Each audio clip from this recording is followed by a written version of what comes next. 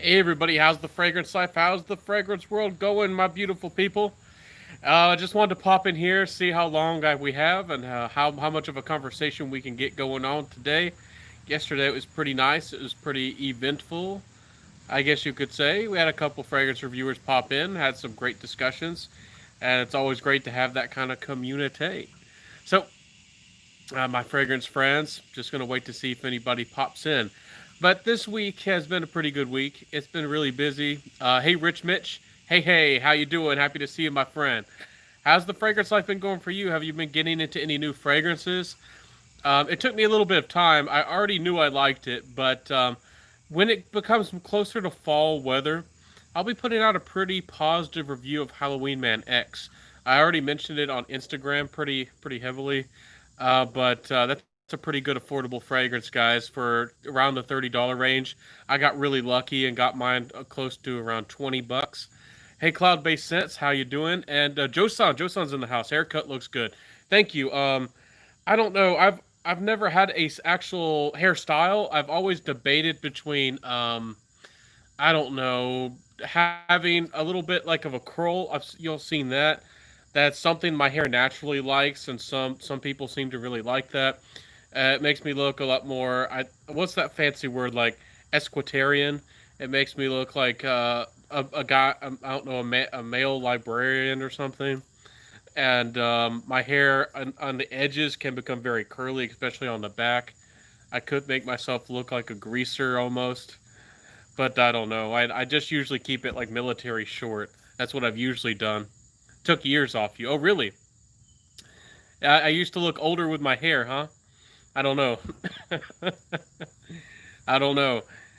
I've never been very too fashion conscious. As y'all can tell, I been with a mohawk. I don't know about that, but I don't know. I've never been too conscientious about fashion. Maybe perhaps I should be. I have found a few things that I like, but I've never had enough money to really buy a really nice wardrobe. Believe it or not, of that kind of look. So I've never really had been really deep into fashion. So I don't know. Maybe I should. Maybe I should have more of a real style. I do tend to like more of natural tones, like dark greens, dark blues, dark grays, blacks. Those are the kinds of things. So I tend to wear. I have nicer clothes. I do have a bunch of brand new chinos, and it's actually some brand new button-up shirts. But I just don't have the occasions around here where I live to ever wear those kinds of things. And I actually got into ties at one point. Again, when I used to be religious and all, I started actually really liking Stacey Adams. I only have three or four of them, but I really do like Stacey Adams ties. So, uh, anyways, it's a funny question, Claude Based Sense. Mohawk. I don't think I could ever do that. I don't think I could ever get a mohawk. It's not my look, but I get your joke. It's pretty funny. Rich Mitch says, "Sent of the day is Bois de Jour." I hear everybody talking about that. Everybody seems to like that Bois de Jour. I need to get my nose on it. Everybody seems to be loving it. And Tom Ford, every release they put out, there seems to be a lot of people, even if it's not extremely popular off launch, it seems to get a lot of talk.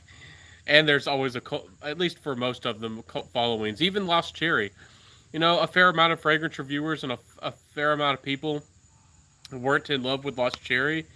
There's still a lot of people out there who like Lost Cherry and are willing to pay the money for it. So, Centurion says, "Hey Rich, hey, how you doing? Hey Centurion and Ronald Japinga, happy to see both of you wonderful, beautiful people." Centurion, what fragrances have you been getting yourself into? I still need to do that haul video. I know I told you I was going to tell you about my Aqua de Parma. I still have like 100 videos to get through. Maybe I'll work things in, but I kind of want to feel like I just want to use those uploads before I get to some of my newer content. I've shared some hauls, I've shared discovery sets in the past, and I still haven't reviewed any of those fragrances. And I feel kind of bad about it sometimes. I'm like, I showcased these designer fragrances or these things I was really excited about, and I genuinely was, and I still am, and I still love them. But I haven't gotten to that point with new actual reviews. And I've had some samples that a bunch of people have sent me, and there was somebody. They're not a fragrance company. Well, they're somebody who started their own decanting type of thing, and they wanted me to mention more of those samples, and I haven't gotten to the point where, I've even reviewed them. or gotten to those samples. So it's kind of a struggle. I can only imagine what the bigger fragrance reviewers have to deal with. Them having a big, maybe I'm sure they're a lot more successful in their own personal life, so they're buying a lot more fragrances. And then if they're hit up by companies, I don't know how they manage it. I don't know how they decide what to review, when to review. That'd just be crazy. So, evening is scent of the day is Mont Blanc Explorer. Solid fragrance, dependable. It works. I personally, for me personally, again, I'm a critic. It's a fine fragrance. It works for people, and it's another one of those fragrances. I'd probably give it a decent personal score, but I probably would rate it a little bit high, for the average person, or just something dependable to wear every day. But y'all know how I feel about all these event fragrances that smell even remotely Aventus like. I kind of want the Aventus craze to go away, but it'll probably be with us for another decade. Well, it probably won't slow down for another 10 years, especially with Aventus coming back. I meant with Creed, if they release a new Aventus flanker, or if they do something new, something interesting, it's it never stops. The clones. I'm sure there's 100 or more Aventus clones by this point. So, Scott, did you ever try those samples? Which samples were they? Which ones are you talking about? I'm always excited to hear what people are trying. What new scents have y'all tried, and has anything impressed you? Was anything new that was particularly beautiful? My collection is way too big, 150 plus. Yeah, I'm creeping up to the 100 fragrance mark, and I think I like everything. I don't think I want to sell anything in particular. I do have a few listed, but I'm saying for like my most recent purchases. So I'm creeping up there. And I really, again, I like to try to be, at least attempt to be a minimalist. And once you're a fragrance lover and a fragrance, I guess you're a collector, you could say, it gets hard to me. It gets almost like you have to manage and organize your fragrances and really, kind of find time to wear the right one and actually think more about it. And I don't want to ever have to do that. It's like, today I want to wear this fragrance, but this fragrance, I haven't worn it in 3 months, so I never want to have to do that. It's like, so I should try to get some wearing out of it, but I want to wear this one today, and it's keep it simple. That's what I try to do. Yes, I've tried that oud you said. That was not not made my mind up on that. I'll get around to it. Oh, so Centurion, did you get your first? Is this the first time you smelled an actual authentic oud fragrance? Is that what's going on? If it is, I'm curious to see what you think about real natural oud. There's all kinds of different kinds. They can smell different ways, and it can be a lot of fun to smell a good oud fragrance. It really can. Even though I know that oud isn't for everybody, and I know my channel, especially in the fall and winter in the past, some people have felt like I've been a little bit too oud focused or oud centric, but I still fairly am interested in the Western interpretation of it. At least a little bit of that exoticness thrown into, fragrances. So, let's see here. I'm all right, mate. Yourself getting ready to bust out the autumn collection September 1st. Okay, so you're ready for the colder weather.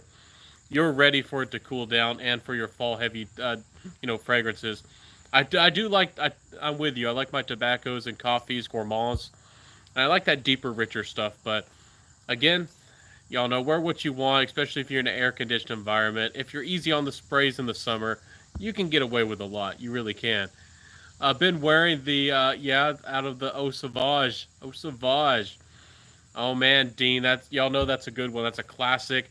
It's another masterpiece fragrance to a lot of people, including myself. You're definitely going to be smelling like a really nice, clean, presentable gent with that fragrance. I don't feel like it's dated either. Fahrenheit, and some of these fragrances, I don't like Platinum Egoist. I still feel like they're very much classic and timeless. I personally don't feel like they're dated at all. Sorry about that, guys. Ooh, got something in my throat. Let's see here. I was surprised to see Victor and Rolf Night Vision.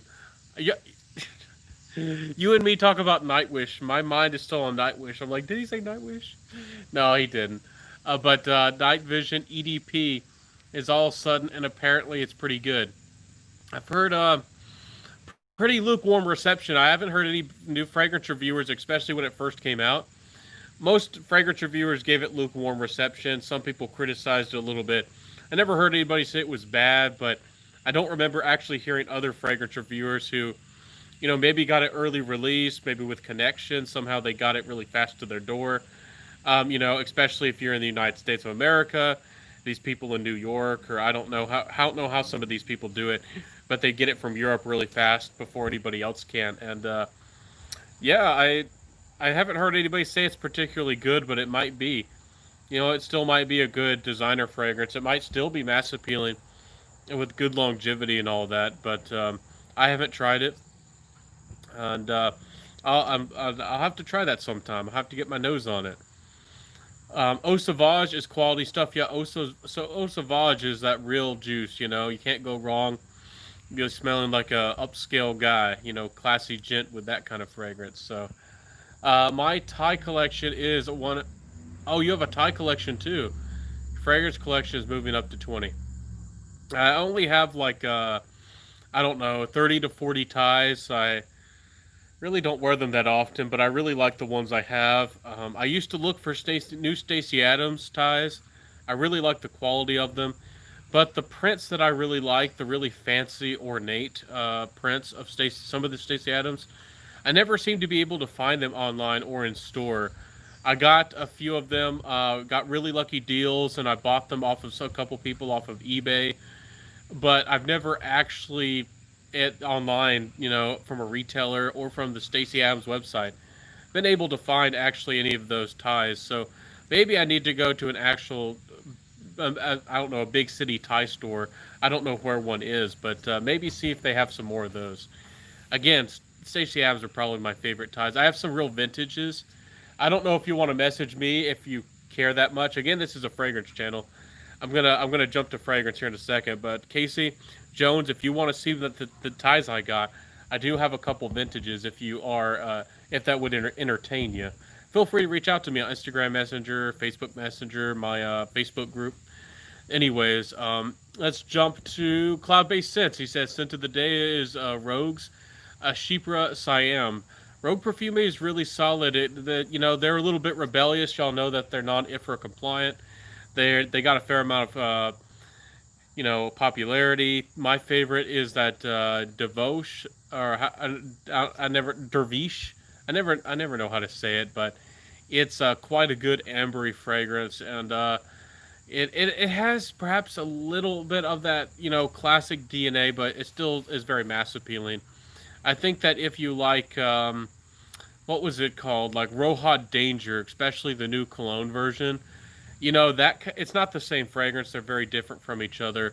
But if you like that feeling and how it probably will make you feel overall, I think that you would like that one. That Dervish or Devosh, that one's really nice. Um, the sample in question is Diptyque Oud Palau. Yeah, that's. I hear that's a really good one, but I don't. Is that one natural oud? I don't know if Diptyque uses natural oud. I remember their prices being around the $200 range for their fragrances, and I could be wrong on that. I don't own any Diptyque, but I don't know if they're using much natural oud. But it is really nice to see get somebody introduced. It's really always a lot of fun. So to a new scent, a new smell, a new note, especially oud because it can be so polarizing. It's fun to see people react to oud. I do have to personally say, maybe I'm a masochist or whatever they say, but it's funny. Casey says scent of the day started with John Varvatos vintage, but my Baldessari Amber Oud arrived, so I layered that on top. My friend, you and me, I'm glad you're here. I'm happy that you found my fragrance channel. You and me, we're brothers. That's a combination that I would do. I really like that John Varvatos vintage. That one, Vintage, and Dark Rebel Rider are my probably two favorites from John Varvatos. And that Ombre Oud is the one I recommended pretty highly. And it's a pretty darn good woody boozy fragrance that has a little bit of modern oud with a tiny bit of animalic, but to me it's mostly a boozy woody scent and it has that ambery nuance, perhaps a little bit of that feeling, but it comes off much more woody to me, and it's solid. And the glass is heavy.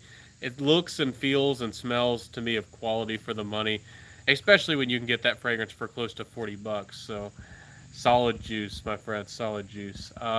Fresh summer fragrances that actually perform well? Question mark. Most of the summer ones are mediocre performers. Yeah, a lot of summer fragrances tend to be either aquatic or citrus or a mix of the blend of the two. You know, being a citrus aquatic, some have more citrus, some are more aquatic than the others. But those notes, those top notes, are really volatile, as they say. They don't last very long. So getting a long-lasting, really long-lasting summer scent, there aren't too many of them. You could go for Mansara's Oud Lemon Mint, I believe it's called. That one's supposed to have pretty good performance. There's what is that brand called? Babylon's Fragrances has essentially a clone of Rojas Elysium. Called They call it the One. I thought it was kind of a bad name because something being called the One reminds you, at least it reminds me instantly of Dolce Gabbana's of the One. But Babylon Fragrances, anyways, they've that fragrance called the One, which is a clone of Elysium. You can tell it's synthetic, but it comes off pleasant, and it was very long lasting on me. One of the best summer performers I've smelled. You could get Dolce Gabbana Light Blue Intense. That might work for you. I like the Dolce Gabbana Light Blue Swimming Lipari. That's my favorite. Very salty, very musky. Has a lot of ambroxan in the dry down, and that's probably what you're going to smell for the most part. Trying to remember if there's any other long-lasting citrus that I've really, really gotten my nose on that I think are beast. I don't know. I'll have to try some more for you. There's some fragrances that start off fresh and dry down darker. I don't know if I would call those, summer citric or summer focused fragrances, but there's some, out there like that are fresh but end up drying down darker. So I'll have to get back to y'all. Musk are a really good way to go as well. You can find some musk heavy fragrances that can give you good longevity and can work well in the heat. If you have the money and if you like leather and something that smells clean, like I do, you might want to check out a new favorite. I think I talked about it about 2 months ago. It's called Cure Celeste from the House of Ex Nihilo. The guys, they haven't sent me anything for free. They probably don't care about who I am. But Cure Celeste, I think, is a really, really nice fragrance. It's a musky, like white leather, nuanced fragrance, and to me, there's something special about it. And again, it's another one of those scents like Reflection Man that could work beautifully at a wedding if that's your thing. If some people, that's something important for them, something they're looking for. Saw somebody post a comment on Facebook, and I need to do a video about it. But Parfums de Marly's Galloway, Reflection Man by Amouage, anything like Prada El Homme, those kind of clean, sophisticated types of scents could work perfectly for that. So, I hope that answered your question, Casey, about fresh summer scents.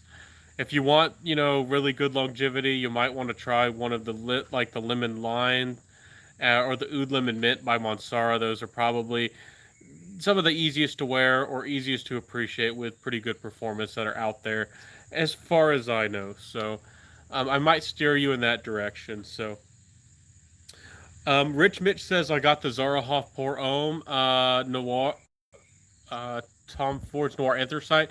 Almost thought you said that you already had the bottle of Zaharoff Noir. I don't know if y'all guys, any of you ladies and gents saw, but we do have confirmation from George Zaharoff, the man himself, that there's going to be 2 new flankers. One is called Zaharoff Royale, if I remember right, and one is called Zaharoff Noir. And if y'all know my taste, I probably am going to lean more towards the Noir, but both of them look like there's a lot of notes and a lot of complexity, and it looks like a lot of work went into them, just like the original. I'm not a spokesperson for his fragrances, or anything like that, and I don't even know if he's going to want to work with me at all. But we'll see. We'll see if anybody gets free bottles this time. But I'm excited to see what those are all about. But anyways, back to your comment, Noir Anthracite. It smells like cement. I can see what people are saying. It does have a gothic. Perhaps could remind you of a tombstone at a cemetery. I can see where it's kind of on the opposite side of a happy, cheerful, fresh citrus fragrance, and that's why some people have such bad reactions to that fragrance. A lot of people they wear Clinique Happy. If you're somebody who likes Clinique Happy, I don't know if you would want to go anywhere near Noir Anthracite. So there's different strokes for different folks, as they say. I think it's a fine fragrance. I probably would go for something like the Narciso Rodriguez Noir, the Blue Noir, or something like that for me. I probably would go in that direction, but I know what you're saying. Henley samples this week. Let me know more about those. I've had my eye on those. If I remember right, they have a fragrance that's considered one of the best boozy fragrances out there. It's like a whiskey fragrance. Sorry, my allergies or something really acting up. I don't know. I think the pollens or something getting it to me. So sorry about that. I got Zaharoff Au Pour Homme. I read that. Rich Rocking Zaharoff. What a frag. Yeah, Centurion.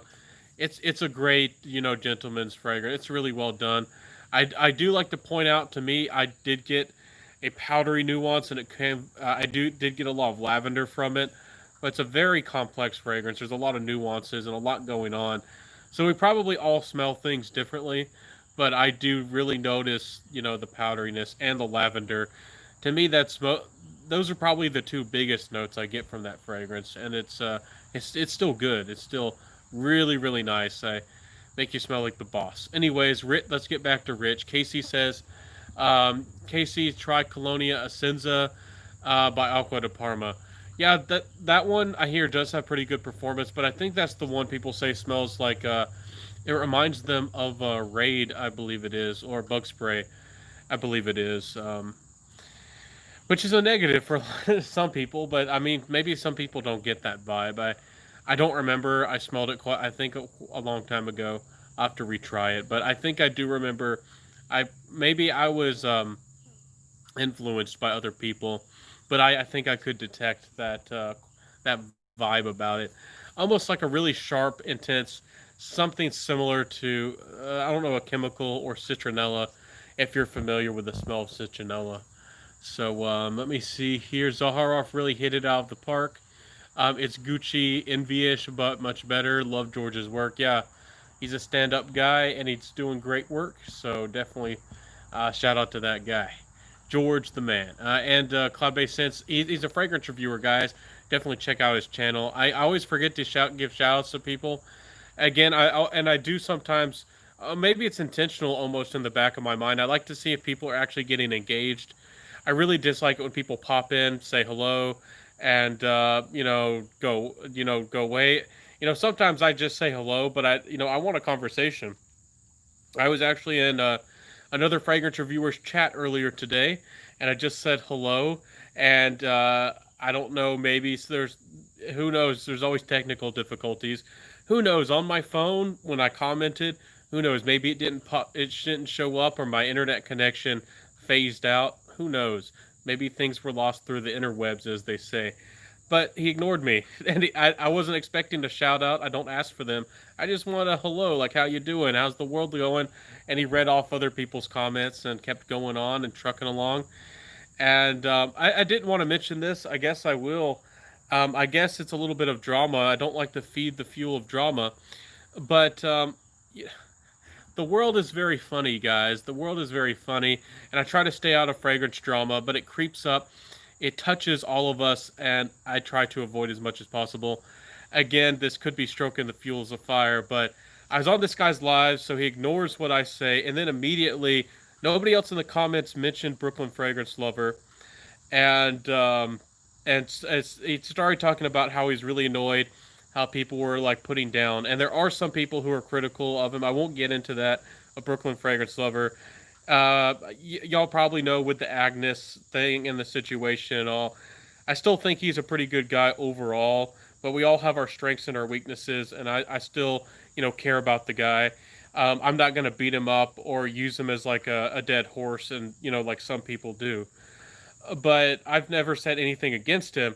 And my mind ticks, and maybe I overthink things way too much. I am an INFJ personality, but immediately my alarm bell went off, and I said, somebody must have been spying last night with Dogman Castro was in my life, and they think maybe he's testing the waters and being very indirect and was trying to get my opinion. I just didn't say anything. I actually left the live, and then I did other things, because if I feel like something like that is going on, I'm just out. I'm just gone, and I'm that kind of person. You might never see me again. So if y'all know that I can be friends with anybody. I don't know if y'all know much about my personality as a fragrance reviewer, or in anything in life, in high school and in college. I am that kind of person, even if I have differences with other people. I mean, even if I have big differences, and I'm not saying that I have huge differences with Dogman, but I mean, I don't agree with everything, of course, I won't get into that. That's not what this is about. But I can be friends with everybody in the fragrance community, even if we all are different people. And I think that we can all be peacemakers, and I'm certainly one of those types of people. So I can reach across the aisle. I can try to be friends with Brooklyn Fragrance Lover. I can try to be friends with this guy.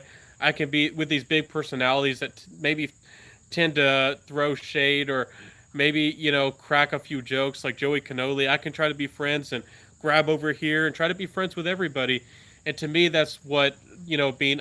I think that's authentic, but you don't have to pick a side. So I feel like this fragrance reviewer maybe thought that they've thrown me into the camp. They've thrown me into the camp, perhaps, of Dogman, and they think maybe that I dislike, or I'm backbiting, or I have something bad to say against Brooklyn Fragrance Lover or anybody, and I seriously don't. And I hope that nobody jumps to those conclusions. If somebody wants to think that, or stereotype me, I'm sure that, or throw me into a pile of people, I suppose that they can, but that's not who I am. And I wish that if somebody had that, I know that I'm not a big friend, or I don't have a personal relationship with these people, even though we're all fragrance reviewers on YouTube. I wish that they would reach out to me and perhaps even like try to get to know me, because these people really, we don't really know, for the most part. I mean, a few of us are friends, but for the most part, a lot of us don't know each other very well. And I hope that my personality comes across, and I hope that I make sense. I'm not two-faced. I can be friends with two people who are bitter enemies. I don't have to pick a side. And if somebody expects me to pick a side, or assumes that I'm a part of one side or another, that's not what I'm about. Especially in the fragrance, when we're talking about fragrance, it's crazy. And again, I almost thought that for a second that I shouldn't bring it up, but the fragrance community is a mess. I'm sure that y'all know. it's and these people, and this stuff happens fairly regularly. And then some, I'm not even mad, but some people out there will get mad, and then sparks will fly, and fires will start, and then there'll be people who get into camps and fight each other. And I wish that people were different. I wish that people were more direct and more friendly, and I wish that we could get through things. Again, I'm not throwing shade at any of these parties, and again, I wish them all well. I also mentioned this because I don't know what happened to Dogman. I don't know if he accidentally or intentionally made his channel private.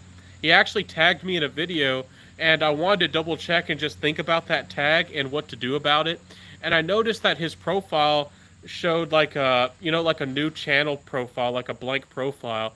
So I went to his channel, and like everything's set to private, like his channel's gone. I don't know if he's been deleted. I don't know. Sorry guys, I'm choking over here, but I don't know if people have reported him and decided to get rid of him, or I don't know if he's just decided to go private. I don't know what's going on, and I wish him the best, and all of that.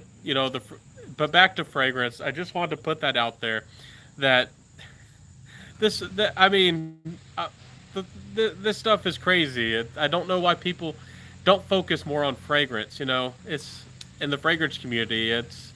I don't understand drama very well. I've never been a person for drama. I've always really disliked, or ignored or even told people to stop gossiping about each other, and I I don't know how to stop it. I wish I could do something to stop it. So Essential Oud by Natura. I haven't tried that one. If it that's a funny name, Natura. It reminds me. It makes me think of like almost like an oud spread. Can you put it on toast? Centurion says that's always a good sign. Rich, yes, it is. A couple ladies I know love it. Sorry, I almost missed your comments. Let me get back. Dean says Beau de Jour by Tom Ford smells just like Platinum Egoist. There's a few samples of Beau de Jour in the package coming. Okay, I'll have to try it out. If it's like Platinum Egoist, you know, and if especially if it performs better, or if it has like a little bit of Clary Sage or something like that going on, as I think y'all are hinting, I might love that Bois de Jour as much as y'all do.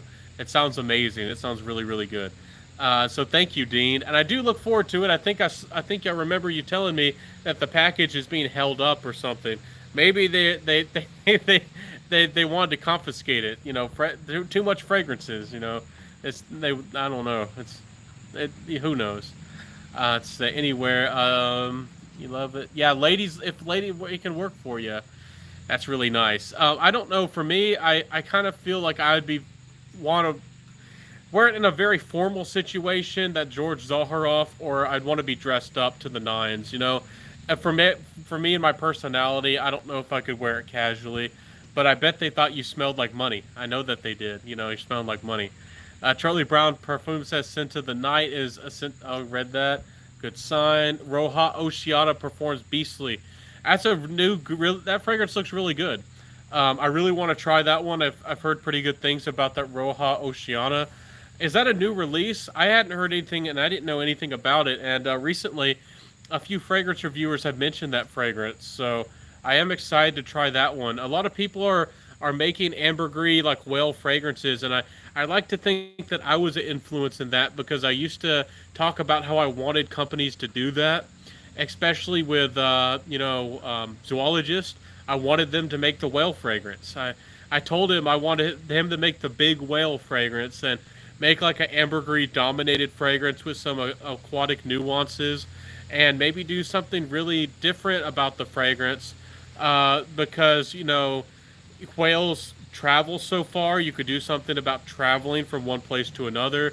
Whales can travel really deep. You could do something really funny about, you know, whales going really deep. Or maybe you could do, because of their air hole, you know, with the mist, maybe you could do something, make it a little bit like airy, or in like a dry ambergris that also has an aquatic dry down. You know, there's maybe companies are listening, maybe they're not. Maybe I'm not an influence, who knows? But I find it very, very fascinating that we talk. Again, me and a bunch of people were in one of Fragrance Runners' lives, and we talked about how we wanted pumpkin to be a note. And Paul Rabanne, not too long after that, released a designer fragrance with pumpkin, which was who knows who's listening. Everybody's watching, you know. Somebody's, you know, the old song, you know. Somebody's watching me, and I have no privacy. I put myself on the internet, so I guess I don't have privacy. So, anyways, and Mansara Wave Musk is another summer excellent performance. Yeah, those Mansaras do a good job. I don't know if I smelled Wave Musk. I've smelled the Wind Wood, I think it's called, the Wind Wood and the Sand Oud, but I don't know if I've tried the Wave Musk. That's probably the one I should have tried, because I like musk anyways. So. Yeah, great suggestions, Cloud-Based Scents. Really good suggestions. KC says fresh, but the dry down of dark sounds good. Well, if that entertains you, I don't know if you've tried Ancre Noir Sport Edition by Lalique. That is one of the best fresh to dark fragrances, and it's a great value. Really underrated. Sorry, I'm hearing really weird sounds over there. It's like, so we got yard work, and something's going on with our rocks over there. Anyways, yes, try out Ancre Noir Sport. Really, really nice fragrance. Good evening, Ben. Hey, Making Sense. Happy to see you too. Wonderful fragrance channel. And happy to see what's your scent of the day and how's the fragrance life going for you. My scent of the day and scent of choice is Halloween Man X, which I will be putting out a review on that. And I know it's been really hot weather, but it's actually been a really rainy day today.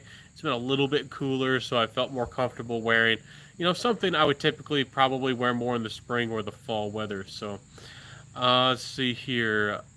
Hey, Benjamin, I guess what I sold all my frags due to the pandemic and me losing my job. Well, I'm sad that you had to do it, but hopefully, you had a few discontinued fragrances and that helped you along. But that's really sad. I'm not in the best position in life either. That's one reason I'm not a collector. It would be nice if I could keep every fragrance around, for reference and to make list and just show you all the bottles for the willy nilly of it. But I like to be efficient, and if I did that, I couldn't afford a lot of the fragrances that I want.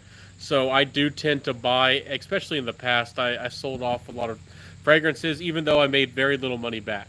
I got very little in return, but oh well. You win and you lose in the game of love, as they say. Latafa Oud Mood Silver Reminiscent, long name, arrived recently. I really like Rogba. Oud Mood is good too. Superior performance and unique scent. I need to try more of their fragrances. I know that they have like a Rogba Wood Intense or something like that, and I've heard that one is excellent. I think that's what it's called. And y'all know that how much I spoke really highly about Rogba Latafa. I've spoke really highly about that fragrance in the past, and yeah, for the money, excellent fragrances, really, really excellent. A nice backyard. What is the weather there today? I haven't looked at the temperature. I want to say it's in the 80s or like late lower 80s or something like that. And it's rained on and off today. We had really bad thunderstorms this morning. Actually, some of the worst thunderstorms I've heard of in a long time. They weren't, they weren't the closest that I've ever experienced, but they were pretty bad, and they were pretty strong out there. But they're fast moving clouds. Again, I'm about an hour from the coast, the Gulf Coast of Mexico, as they say. And we get this ocean weather. We can get fast moving clouds that come in, spin things out of whack. And also, one reason that sometimes tornadoes come. We had a tornado a couple years ago rip through this area and damaged a lot of people's property. So it can be wild out here. So what is the weather? But today it's not bad. I'm not sweating too profusely, at least yet. And I do like the rain. I do. I have to say that I like both the sun and the rain, but I have to say my favorite season would probably be spring or possibly fall, but probably spring. And I do kind of like the rain more than the sun overall. So let's see here. I like Brooklyn Fragrance Lover. His intro is too funny. Brooklyn Fragrance Lover. Yeah, I know what you're talking about. He's a cool guy overall. Maybe he's made, I'm not going to dive into it anymore. Overall, he's still a stand-up guy for the most part.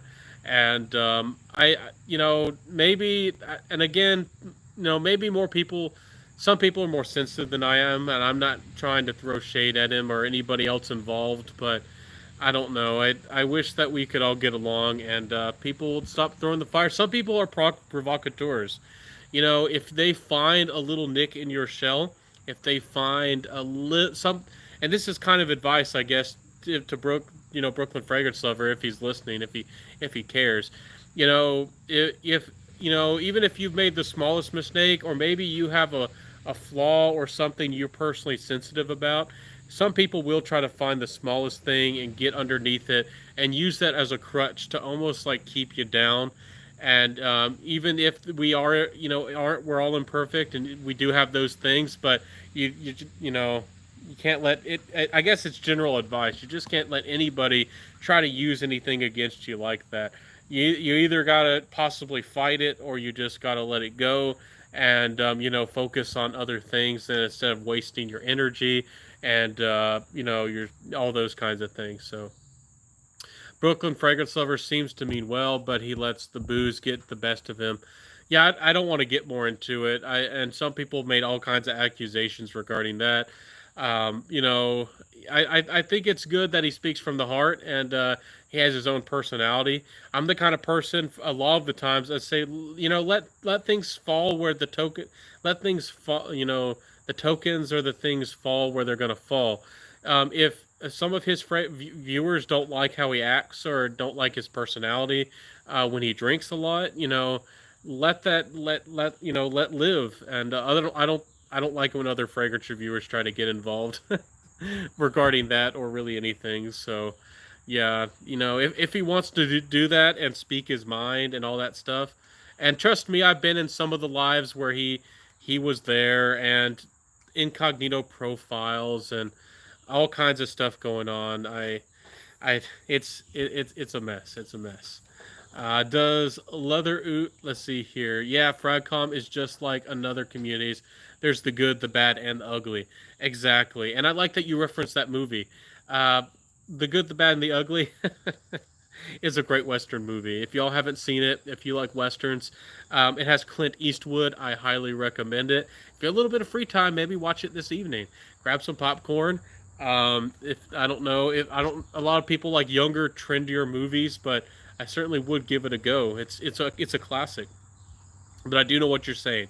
There's some people who can get real nasty in this fragrance community, and it's oh you know it's almost like their focus and their passion isn't on the fragrances in and of themselves. It almost seems like there's something else, and I personally don't understand why you'd want to make a fragrance channel or get involved with fragrance and all these things if you care more about the social or family or that whatever aspect you want to twist you want to put on it. So, you know, community wise, I like community. I like that y'all are here. I like that we're family and friends, and that's a wonderful thing. And but you know, I'm here to share my passion, and that's what it's about. You know, Dior. Let's see, Dior Leather Oud slash Zoologist Bat Hybrid. Whoa, that sounds crazy. Did you layer those, or is it a mix of those kinds of? I'm not sure where you're going on there, but that'd be a crazy combination. That'd be a monster right there. Oof. John Massey says, "Yeah, what's up, Ben? Hey, my friend, how you doing?" John Massey in the house. What's going on? How's the fragrance world? Would you wear Bat by Zoologist? I personally wouldn't. I don't think it's a bad fragrance. Even the vintage fragrance, I don't think it's bad. I do think it's a very, and I think it's wearable and fairly. It's pretty well darn composed and good quality and all that.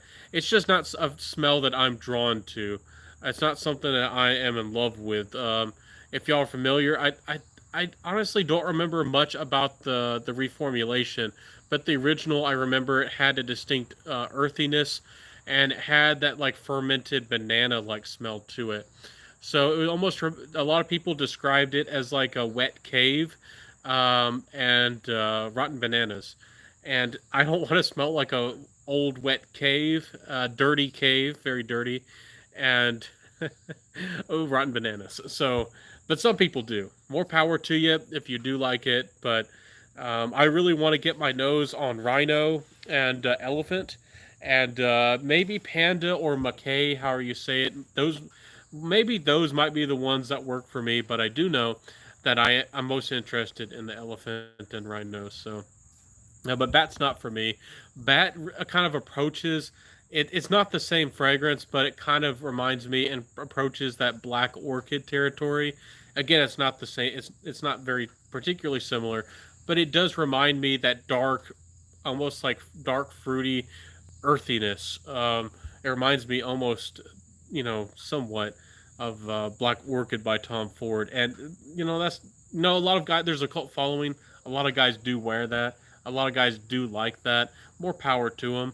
But I'm not going to wear Black Orchid. I'm not going to wear Bat and those kinds of things. So, Orchid is not a note that I usually feel comfortable with wearing. Funny enough, if tuberose is used right, I can deal with some tuberose. But I can't, for me personally, on my skin, I just have a hard time with Orchid. To me, it feels like a purple, mature floral that has some serious personality, and I personally would like it more on a lady. So personally, so Let's see here. I've really dipped into some heavier, thicker fragrances lately. Montal Oud Damascus and Latafa Scents Ombre Oud. Yeah, those are definitely some good ones you got into there. I really need to try that Montal Oud Damascus. I'm sure it has a really nice Damascus rose smell. Those are some really good ones to get into.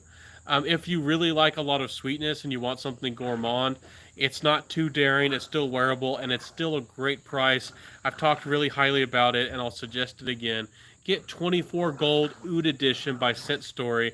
It's not always the easiest fragrance to find. It is available at Fragrance by CA, and again, I'm not doing that because I'm affiliated or anything. I'm saying that because as far as I know, they're about one of the only places to find it, especially for a decent price. You can get it for $45 for 100 mils, and it has great performance. I love the smell. It's one of my favorite fragrances. So, somebody watching me, Rockwell Michael Jackson, actually sang in it too. Yeah, you know what I'm talking about. It's a classic. So somebody's always watching. You don't know who's watching, and then people are playing this little poker game of words, and I, I, I don't like the game. I don't like the indirectness, but it's just kind of crazy. It's crazy. I know what you're saying, Ultra Supra. Yeah, for sure. Casey says not sure if those heavier scents are best where I live, but it was an interesting chapter in the fragrance journey. Exactly. I'm only here as a reference point. I would say go darker, go Francesca Bianchi, go wild, go niche, go dark, go crazy. But of course, take your journey at your own pace. Take things as you want them, and that's what my channel is for, and or anybody's channel.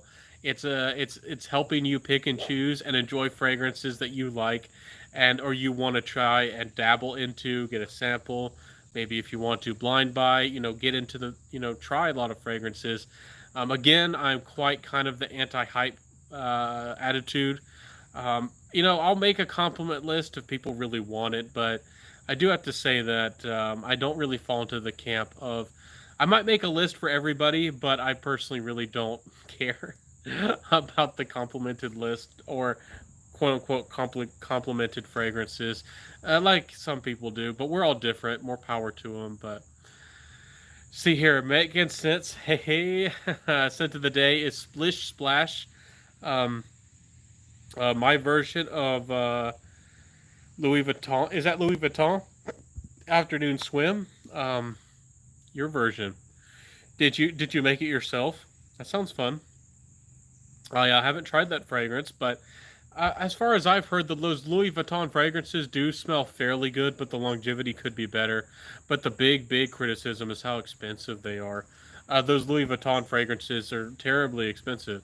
So, Rich says, Hello, Panda and Maquet are pretty strong in the wheelhouse of their OG bat from me. Yeah, I bet that they are. They can be overbearing and they have a lot of personality. I really want to try them. I have a feeling that I might like Panda or even Elephant or Rhinoceros. I recently got Jungle Pour Homme from the House of Kenzo, and I got a vintage bottle, and the vintage it's legit too. And I was very happy about it. I got it for about $50, and it's a fragrance that's not for everybody, but I love it. I'm head over heels for it, and I have a feeling that I might like Panda or Elephant because I really like that almost like grassy, fresh yet green and animalic side of things, especially when it's infused with tea. I find it so fascinating, that kind of combination, like animalics and tea and grass and citrus. I don't know why, and cactus too. Oh my goodness, I love that cactus vibe. And some people are actually kind of mad or criticizing me because there was a while I was really trying to get the word out on Bulgari Pour Homme or Bulgari Man Extreme, and I still think it's one of the best fresh scents out there, especially for the money. I really wish that more people knew about it, or I don't know, maybe everybody knows about it already, and maybe we don't need to. People don't want to talk about it, but as far as citruses go, it doesn't last the longest, but it smells darn good, and it's a really easy, nice wear. So Let's see. I just recently bought Abercrombie and Finch's First Instinct Extreme. It's pleasant enough for me.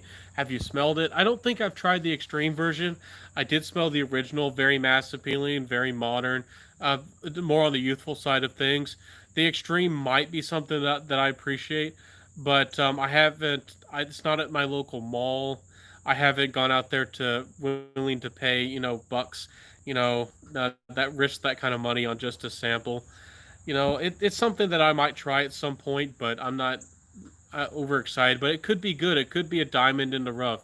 A lot of people are pretty lukewarm again about things like Azaro Extreme. And Azaro Extreme, it might not be the most interesting, but compared to a lot of the other blue fragrances, it's one of the better ones in my opinion. Again, Dylan Blue is definitely up there. I like the Bleu de Chanel EDP if you're into the blue kind of sense. I'm not crazy about any of the Sauvages really at all. And to me, the Zaro Extreme is a pretty darn good like everyday fragrance. So, and when it hits discounters, at 30 or whatever bucks, 35, 40, whatever like that, it's going for. It'll be a nice pickup, and I'll probably will get myself a bottle of that one. So, making sense says, "Yep, that's how it is." I can see that. I'll send you a 2 mil of each. Send me a DM where to send it. Okay, I'll have to message you. Making sense. I really do appreciate that. You know, that's out of your effort, your fragrance collection, your wallet. But I'd be happy to review, get my nose on those. Both of those zoologists are in the package. Okay, so don't worry about that. Making sense. And Dean, thank you again so much. I really hope that when that fragrance package comes in, that nothing's broken, or I don't know who's messing with that package. I hope that nothing has happened to that thing. Casey says, I wore Bulgari Man Extreme a few times this week. The dry down is almost peppery, but super weak. I put on like 20 sprays. Well, I don't know what kind of performance you want out of a fragrance, but I get like average projection and sillage, and the fragrance will last 5 or 6 hours on me. And I don't have amazing skin, at least as I don't think I do compared to some people out there. Some people seem to get almost, and again, I don't know if some of these people are lying or not, but there's always somebody I can find in a comment section on Facebook or somewhere, and somebody says that they get like twice as much performance out of a fragrance as I do.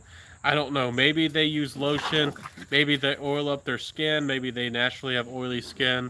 I don't know what's going on, but yeah, I'm sorry it didn't work for you, and and again, I guess I don't smell pepper nuances out of fragrances as much as some people do. I've heard some people say that Galloway is extremely peppery, and I really don't think so. And I've heard some people say that even Sauvage was peppery, and I really don't get pepper or the metallic vibe that people were getting out of Sauvage. So I guess we all do smell a little bit differently. Yeah, but never apologize. Okay. Mont Blanc Individual thought. Mont Blanc Individual. That one is the what was it again? Abercrombie and Finch's Fierce, right? I have smelled that one. It's been a little while since I've smelled it, but it's a nice interpretation of that DNA. I don't think it has all the magic of Abercrombie and Finch's Fierce, and I do, if I remember right, it's been reformulated anyways, and Abercrombie and Finch's Fierce, as far as I remember as well, never particularly goes very cheap or heavily discounted. So that's one reason that people go for Abercrombie and Finch's. Oh, no, I was thinking. I think I was thinking Fierce. I completely messed up. Mont Blanc Individual. That one is the original Santal. Sorry, my mind just blanked there. I just completely messed up on you. Mont Blanc Individual is that one is the Santal. Yes, Creed original Santal. It's a fine fragrance. I'm not crazy about it. It's gonna work for some people.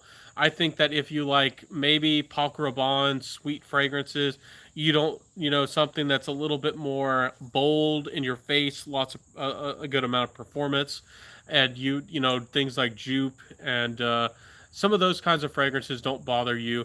I think that Mont Blanc Individual can really work for you. but it's not something that I personally love.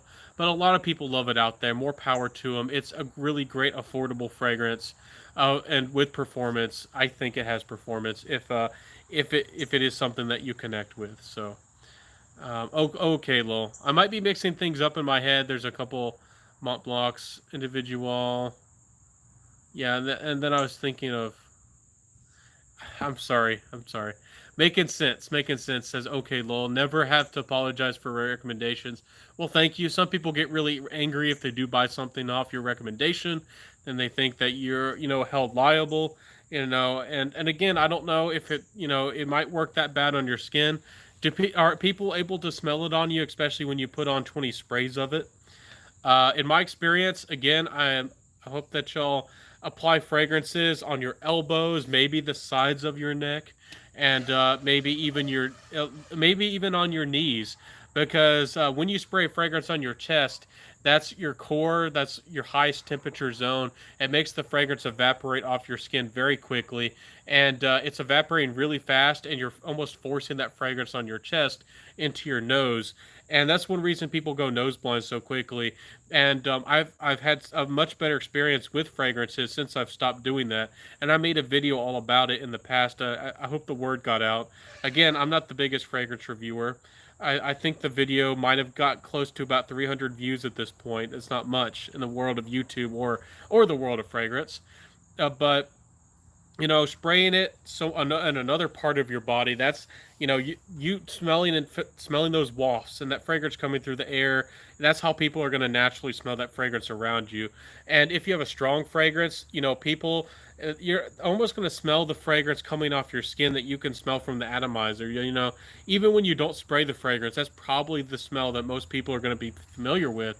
I've had some people criticize me in fragrance reviews because they want to see me in a fragrance review spray the fragrance on my skin and remind myself of the fragrance. But when I can smell the fragrance, I don't even have to spray it if it's strong enough. And if I know the fragrance in detail enough, I also sometimes don't even have to spray it on. So I know but hopefully that's a little bit of word of advice or encouragement. So, you know, I know that a lot of people go nose blind to Aventus because in Aventus everybody talks about it. It's uber popular, and I've heard some people say that Aventus has terrible performance. It gives them like 2 hours of performance, even with good batches. And I do think that people are forcing it, spraying it on a card, forcing it into their nose, or spraying it all over their chest or something like that. Something's, at least I think something's wrong. So maybe they got a fake. I don't know. See here, I like Individual, very clean, synthetic fabric softener, nice to wear right out of the shower. Yeah, it's not a bad fragrance at all. It's not the same fragrance, but it's kind of a second cousin twice removed to what's that fragrance called? I can picture it in my mind. Uh, I thought it was gonna come to my mind. I'm gonna blank. Oh my goodness, Burberry Touch. I got it, guys. Burberry Touch. My mind actually worked. So, yes, I do think that it could work. And Burberry Touch isn't bad either. There's a lot of fragrances that are old reliables, and a lot of people love them, and they work for a lot of people for a reason. So, they're good. So, just sipping on a zero sugar Sprite. How you doing? Well, hey, my friend. Hope that you're smelling lemony lime fresh over there. Uh, I'm doing pretty good. It's not a bad day. It's not bad at all. It's not bad, and just trying to relax, hanging out with y'all. We've been on here for almost an hour. We'll see how long we go. I usually try to wrap these up at least in an hour and a half, just because I know that y'all probably have things to do and I have things to do. Again, more power to some fragrance reviewers. I've seen that they'll go on as much as 7 hours on a live. More power to them. And but I have things to do and places to be, and what if I want to eat or drink or run to the restroom or something? It's I don't know how they stay on there for 7 hours straight, and I don't know. It's not something that I do. Oh, Stefan, I wasn't even trying to talk about you. Hope that you don't think I was trying to talk about you. I was just talking about in general. And more power to you. Stefan is one of those cool, and it's a cool thing when you do it. He can get on there forever. He can talk all day, all night, and tomorrow. So, see here. Armoff, Club de Nuit Tintsman limited edition has been the best buy for me of the year. Can't believe a vintage snob still wastes their money. I got to get my nose on that one. The limited edition Parfum. It looks really nice. Some people say that it's just a little bit smoother. Some people say it's not really worth the extra money. I do really want to get it. I did like the original Club de Nuit and Tintsman. I think I did review it in the past. That's my dad's bottle. I always kind of liked it, and I think he had a good batch. I forget if he had that good batch that everybody wanted, but it wasn't terribly fruity. It was still synthetic off the top, but it had really good performance. So I got to get my nose on that limited edition. I know that I want that stuff. I want it. Stefan Fragrance says, hey, how you doing? Happy to see you, Stefan. Also another guy with a wonderful channel. Let's see here. I apply to both shoulders, back of the neck, and the forearms. That's a great way to go. I think that's really going to have you smell really good. And another funny thing about fragrance is also if you spray fragrances on your arms, think about your distance to people. It might not be the biggest thing in the world, but, if you spray fragrances on your elbows, that's going to be like a foot out. And more people are going to smell you because that gives you an extra, almost like a foot of range with your fragrance. So it's actually going to help you. Instead of if you just sprayed it on your chest, it's actually going to give you a little bit better reach and get you noticed a little bit more if you do spray it on your elbows. You can't spray it on your wrist. A lot of fragrance reviewers do that. I think that fragrance reviewers mostly do that because it's just really easy to smell the fragrance on your wrist.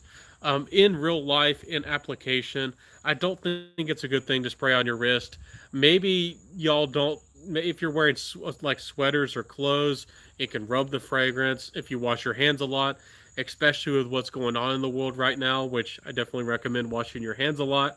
It's something where you could just wash that fragrance away over time, even if you're careful about it. And why even worry about it? And trying to be careful about not washing the fragrance off your wrist.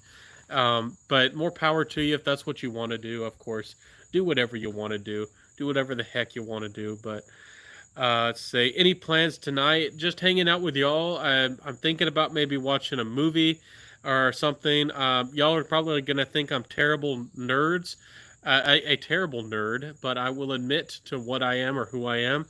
But even though it's kind of corny and it's not perfect, I hope that I can find the subtitle version. I think that they're messing it up with the English subtitles, which is kind of a common thing to do. But there's a live action version of Rurouni Kenshin.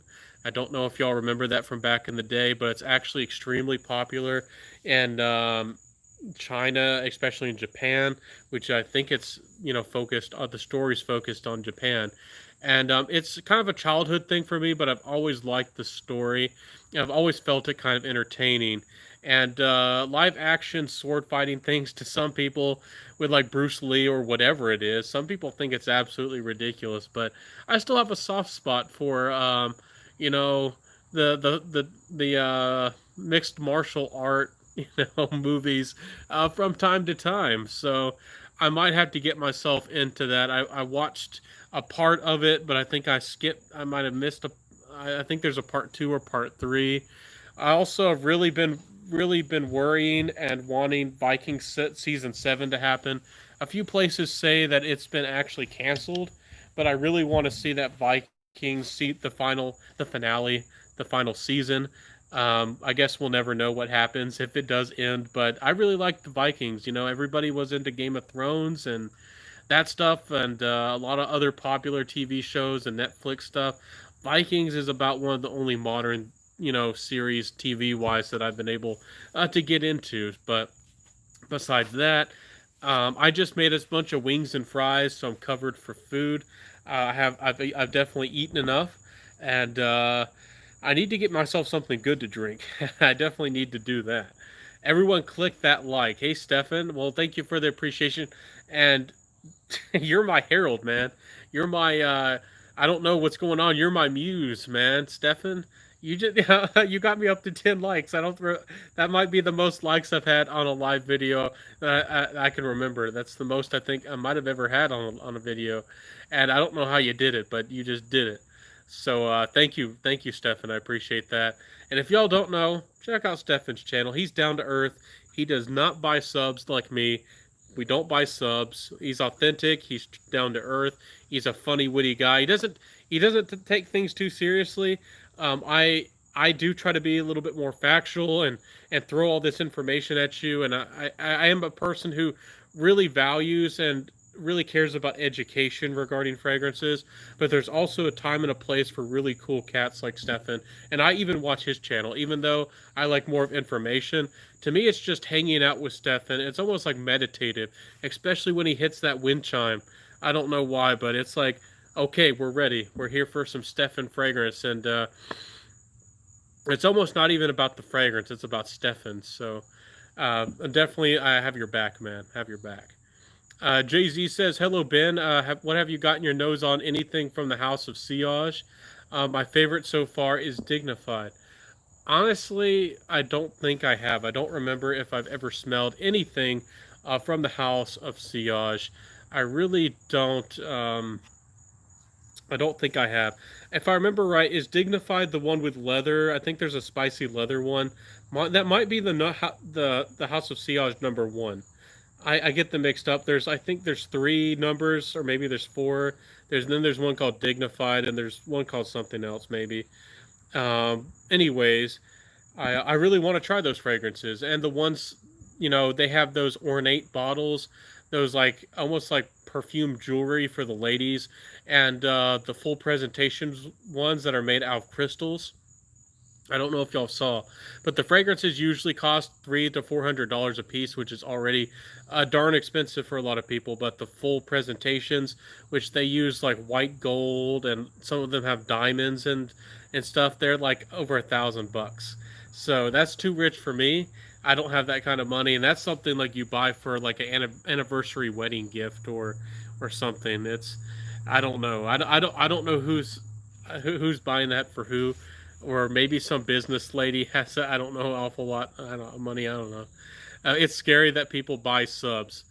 Yeah, or crazy. Yeah, it's crazy. But it's tempting for them. If you were to buy subs, you potentially could get that avalanche started, that little snowball that starts rolling, getting you faster and faster, and the algorithm is set up to support people with more authority. So if you do buy yourself two subs, it potentially can help you get that momentum, because YouTube is set up, to support people who are bigger. So, you again, I said a couple of times, but if you think YouTube is supporting the underdog, that's not what YouTube is about. At least here in 2020, or even a couple years, for a couple years. They definitely, if you're bigger, you're going to grow because you have the social proof. They have proof that a lot of people want to watch that content, want to see that content. They don't have to risk as much. It's more safe for their advertisers, and they vet people like crazy. And they recently had a big purge. Again, I don't. This is a fragrance channel, but again, YouTube is almost a scary place, even for a fragrance channel. You don't know if what you're going to say possibly is going to, rub somebody the wrong way, and then they might report you, and you're just a fragrance channel. Who knows? You could be anyone or everything, and they've gotten rid of a lot of people. And I won't get into it, but they've gotten rid of a lot of intellectual people, and they didn't take a political stance one way or the other. But society is headed in quite a crazy place if we don't have social media platforms that are supposed to be for all of us to be able to express our views openly and publicly. But these companies are acting as publishers. They are, and they're not supposed to be. And they have all these rights and protections and privileges, but then they underhandedly do all this crazy stuff, and they all have kind of the same attitudes. I don't know if they collaborate with each other or not, and they all act the same way. And I don't know. I won't get into it anymore, but it's pretty crazy. So, let's see here. It's back to great content, Ben. Keep up the good work, brother. Thank you, Jay Z. I really appreciate it. You're awesome too. Thank you for the love and the support. I do think that I will keep doing this. Who knows? Maybe one day, if my little companies, I want to do a fragrance company. I'm really debating between doing a tar company separately that's focused on naturals, and doing another company that maybe is IFRA compliant, but also is more niche focused. But of course, not as free as the Atars. I'm kind of debating, but almost doing two different companies, and I bought everything, and I think I might focus on trying to do a soap company first to get my foot in the door. I really need to get my life off the ground. I don't have a real career. I don't have much of anything to prove for myself for income or anything like that. So, thank you for the support. It means a lot, and it's really nice to kind of get my mind off of the stress and the problems of life, that I can sit down with y'all and chat about life. So, it's worth saving up for Black Friday, Christmas sales at this point. I started collecting a year, and I don't know if I should save, or is there crazy good deals at the end of the year? In my experience, personally, uh, fragrance wise, I don't know. Somebody could say I'm completely wrong. Somebody could come out of the blue and tell me I am absolutely 100% wrong right now. But in my experience, there are almost no sales around Christmas time, fragrance wise. Uh, there might be Fragrance by CA or a few places. FragranceNet changes up their gift codes. You can go online. They've taken away the 37%. I think it got so popular, everybody was using it, and they wanted to stop everybody from using it. Maybe because they wanted a little bit more money. So, sometimes they'll have like 20 or 25 or 30%. But if you go and actually Google the FragranceNet discount coupon, you can get a 35%. And that's, I think, the best you can get right now. Around the 4th of July, I talked about Fragrance by CA. I think it's around October, probably around Black Friday, maybe a little bit later. But Fragrance by CA is going to have another one of their big sales, like they did 4th of July, where their prices are already about just the lowest of anybody's.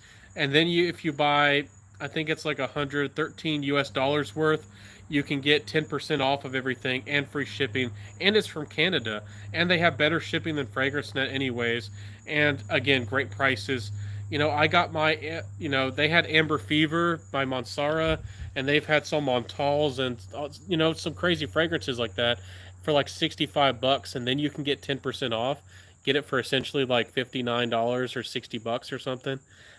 It's pretty crazy. It's they got some good prices, but that's just my experience.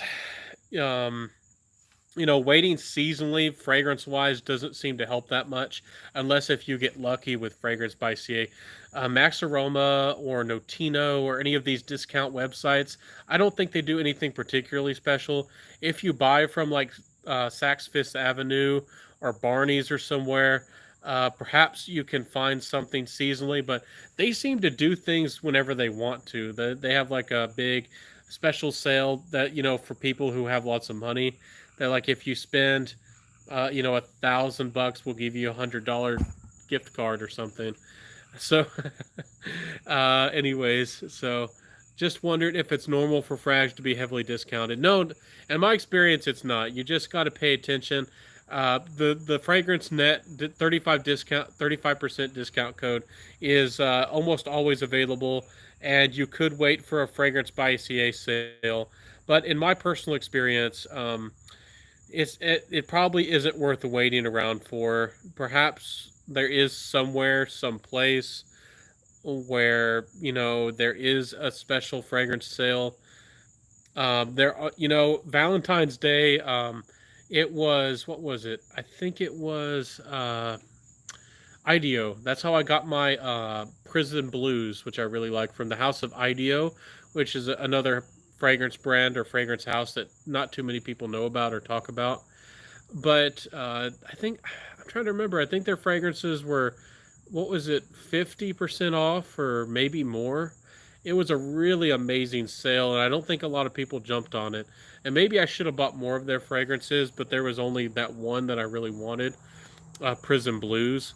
And but sometimes, who knows? It could be a special holiday, and some company for the willy nilly of it decides to throw up a sale. So definitely, you just have to kind of check out the websites, try to stay aware. Also, again, Instagram is a wonderful place because if you follow these companies or these people, then you'll get in the stories when they put up a sale. It's fairly easy to find that sale and to see that sale. And I always showcase, you know, giveaways and sales at least as much as I find them, or I can come across them, you know, on my Instagram. So see, heavily discounted. Fragrance net shipping is always $10 for me in Hawaii. One bottle of 4 bottles is 10.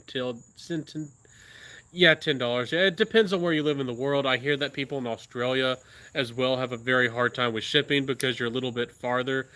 You're a bit farther away from everybody else, so there's extra shipping cost. Yeah, I guess it's better to save up and then buy in bulk if you're in Hawaii. Uh, but I can see that. Is around $50 to Europe. Uh, yeah, it depends on where you buy it. I think you do have a few discounters in Europe. Hopefully, Notino works for you, but I don't know what is available. Hopefully, there is somebody who sells discounted fragrances for you in Europe. I'm sure that there's got to be somebody who does it. I don't know if Max Aroma is international.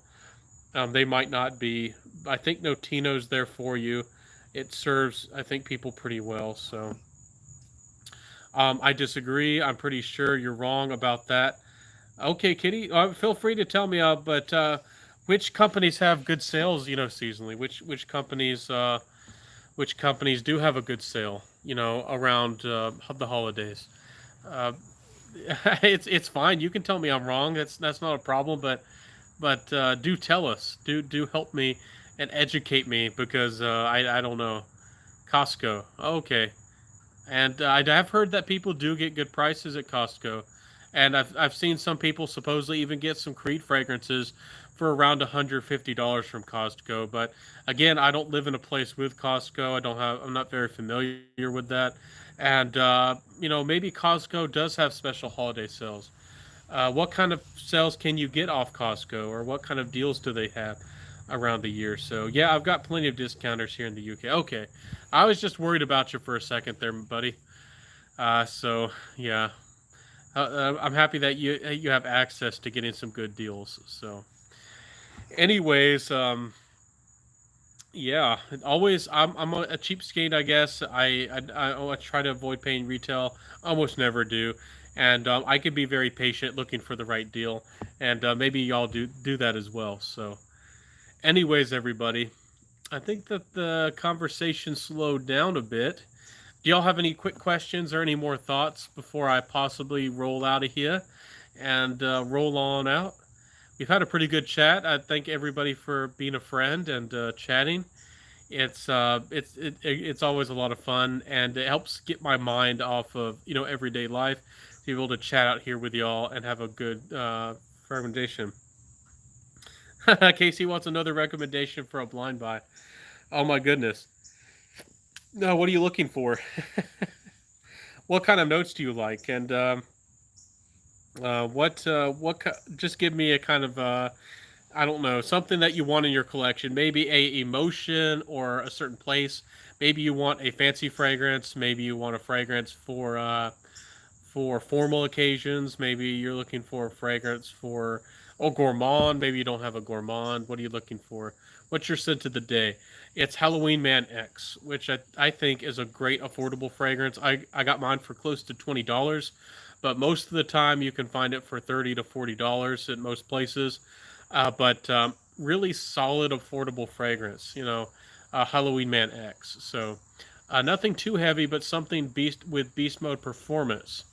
Okay, so you want something that's not too heavy, but has really good longevity. Do you like musk? Ronald Japing Extreme is beast mode. I've heard that one has really good performance for sure. If you want something that's not too heavy, maybe even on the light side of things, but has super, super good performance, and maybe you don't have a fragrance that has jasmine, you might be very happy, like I am, with Starry Nights by Montal. It is sold out at quite a few places, especially now with what's going on in the world with limited distribution and all that kind of stuff. But Starry Nights, amazing musky fragrance. There's some really nice interesting citrus on the top. I have no doubt that there's a lot of synthetics used, but it works and it smells good, and it has a lot of the jasmine's quite noticeable. To me, at one point of the fragrance, which almost scared me off, because for me personally, as a guy, I usually don't wear jasmine, but the jasmine doesn't stick around for too long. At least being in the forefront, being really noticeable, at least on my skin. And Starry Nights, that's one of the biggest, longest lasting, fresher, but it's more of a musk fragrance than I've ever come across. Really good stuff. And I will, Ronald, I will have to get my nose on that spice bomb. Everybody tells me about it. Everybody seems to love it. And I think I would like it. Again, a darker, more gourmand interpretation of the original DNA might be something that I fall head over heels in love with. So, warmer weather, fresh, but performs well. Under 50. Under 50. Yeah, that Starry Nights is, even if you get a really good deal on it, you're probably not going to find it cheaper than, I don't know, about 80 US dollars. So it might be more expensive than that. Warm weather, fresh, but performs well. Under 50. Uh, actually performs really well. I don't know. For 50 bucks, a fresh fragrance. I'm trying to rattle my mind. There's Hanemori for him. That wouldn't last, but if you're a sticker for quality, I don't think it smells amazing, but it does have good longevity, and it's a very affordable. The Hanemori for him, I think that's what it's called. It's the one I think it has some yuzu in it as well. You might, I'm trying to think of another one, $50 or less. Let me see. Warm weather, fresh, but performs. I don't know if you like a lot of ambergris like I do. I talk a lot about that swimming Lipari Dolce Gabbana Light Blue. You can probably find that fragrance in that price range, or very close to it. You could get that one. You could get the Dolce Gabbana Light Blue Intense. That might work for you. You might. What's another one? I don't know if you've tried it before. Some people consider it very obnoxious. Some people consider it absolutely annoying. But you could get good old original Invictus. I know some people hate that word. Some people hate that name. And I said it, but it still smells good. It's still a compliment getter. And I know a lot of people who really still love that fragrance, the original in Paco Rabanne's Invictus. So if you want, something that's modern and mass appealing and has still an awful lot of performance, get yourself a bottle of Invictus. Especially if you don't have a lot of sweet fragrances, or something that could work as a party or as an attention getter. And again, if you're younger, especially if you're very young, or if you're just playful at heart, Invictus works. So I do think you're great, though. Thank you, Kitty.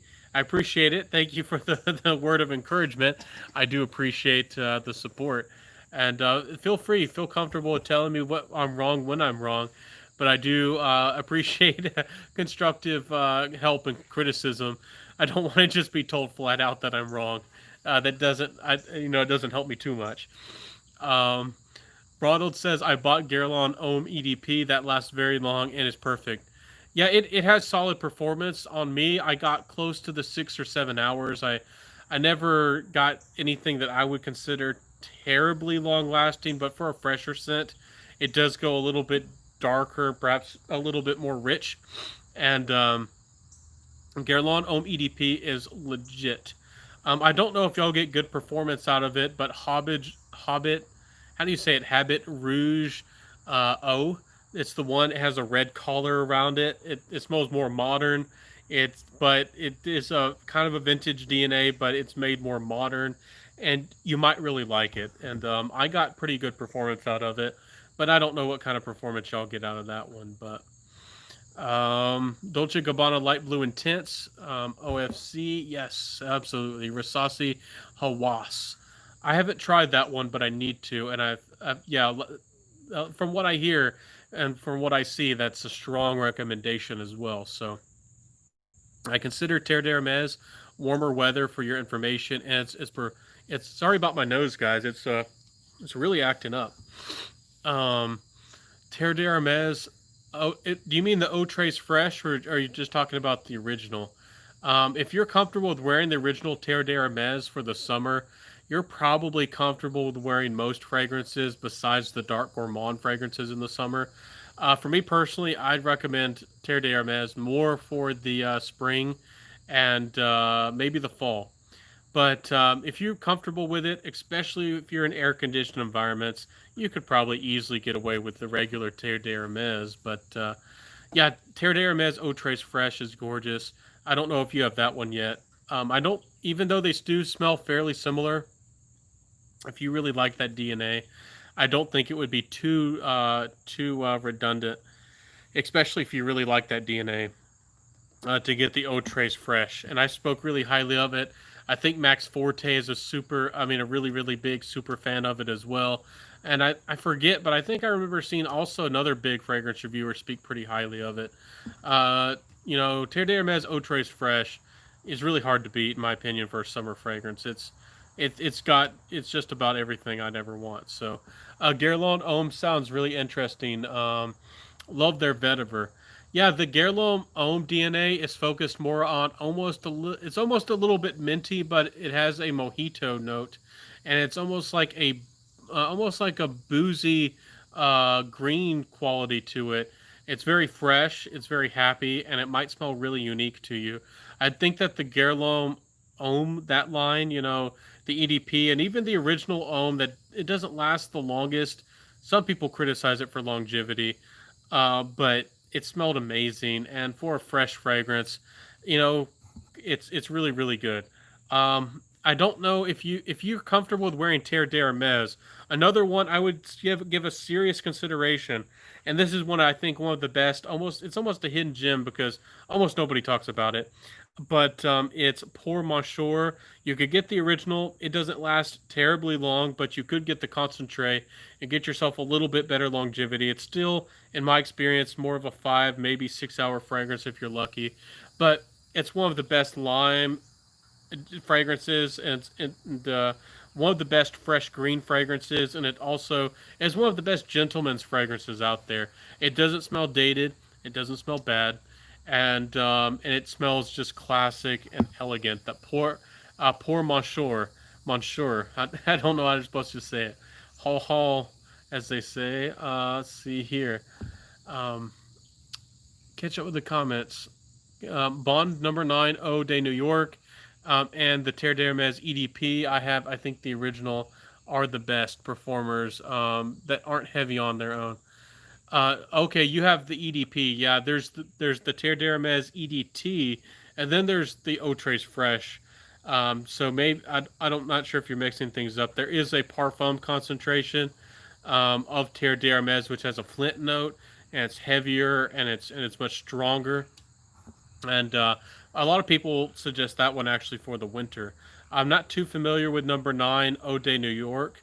I've heard a lot of people seem to be talking about it. It seems to be pretty popular. I'll have to get my nose on it, but yeah, those are pretty solid performers. Some of the Bond number 9s do. A lot of them, some of them are weak.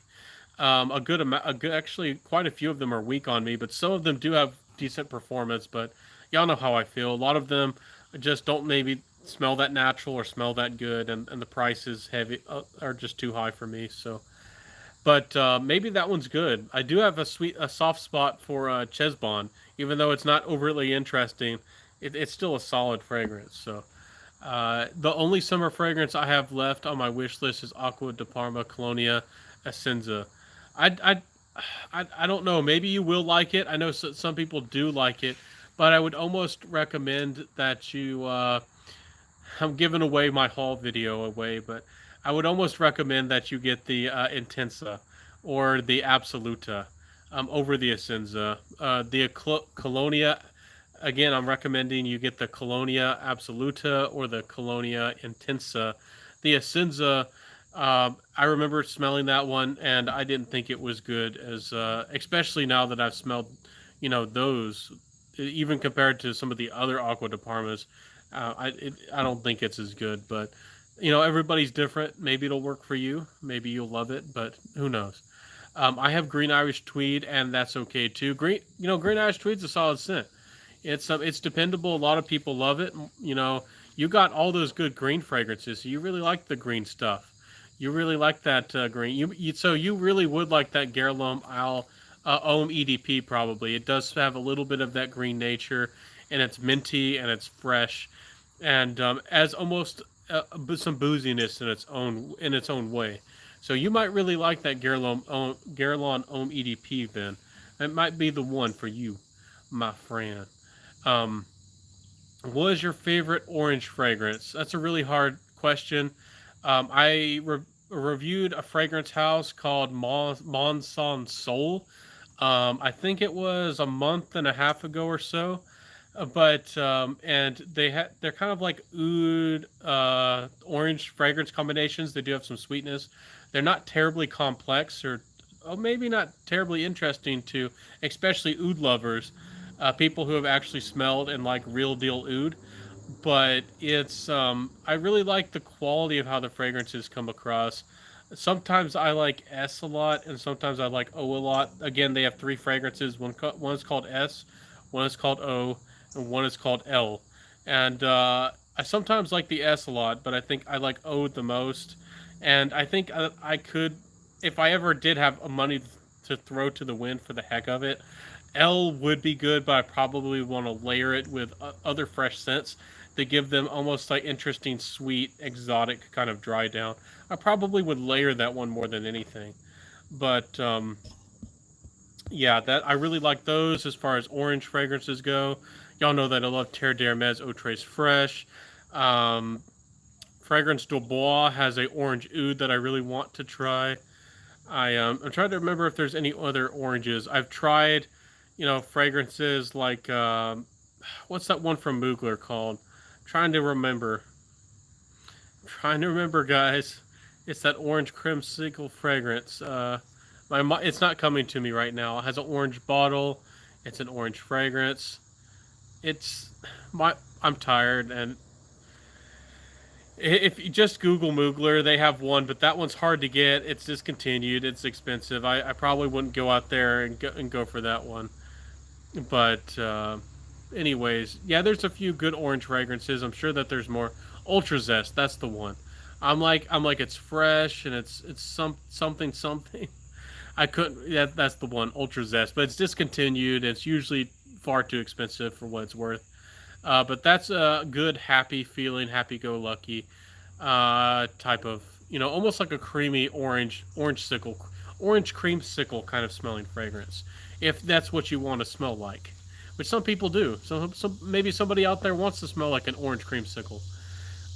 Anyways, AA says best performing summer scent. Hate to say it is Dior Sauvage. Partial will run you under 50. It's definitely a strong performer. It's definitely a compliment getter, and a lot of people really like it. Again, I don't hate Sauvage. I know a lot of people out there will like it. Maybe, maybe Casey, maybe you like Dior Sauvage. More power to you.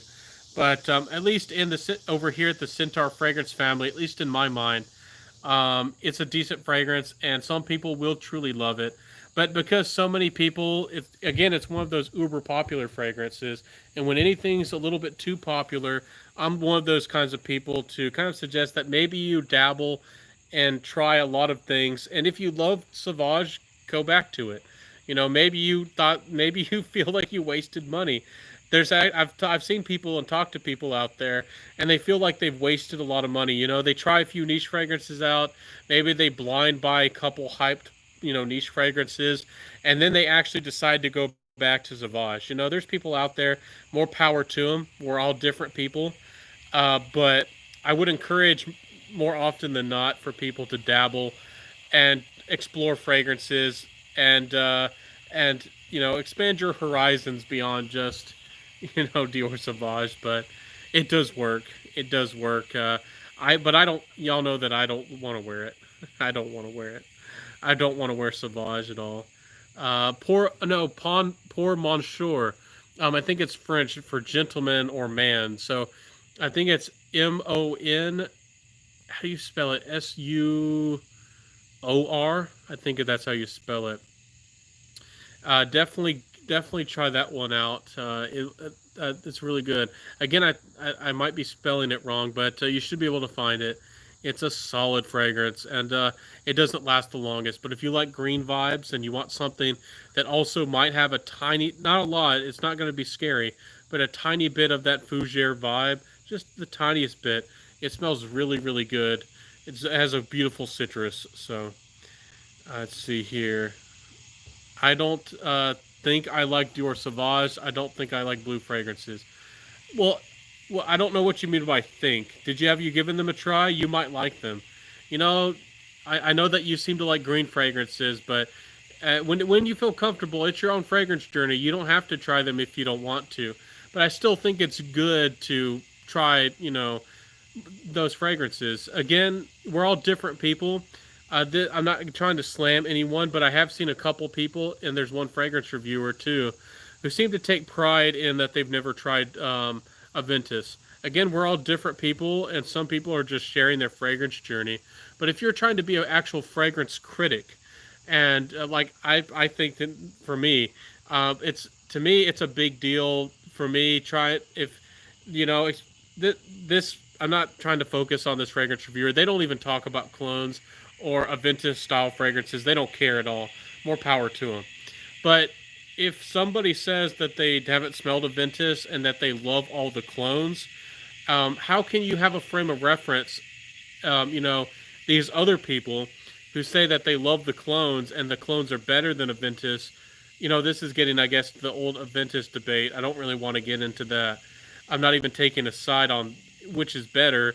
But if you don't understand Aventus, how can you compare and contrast the other thing?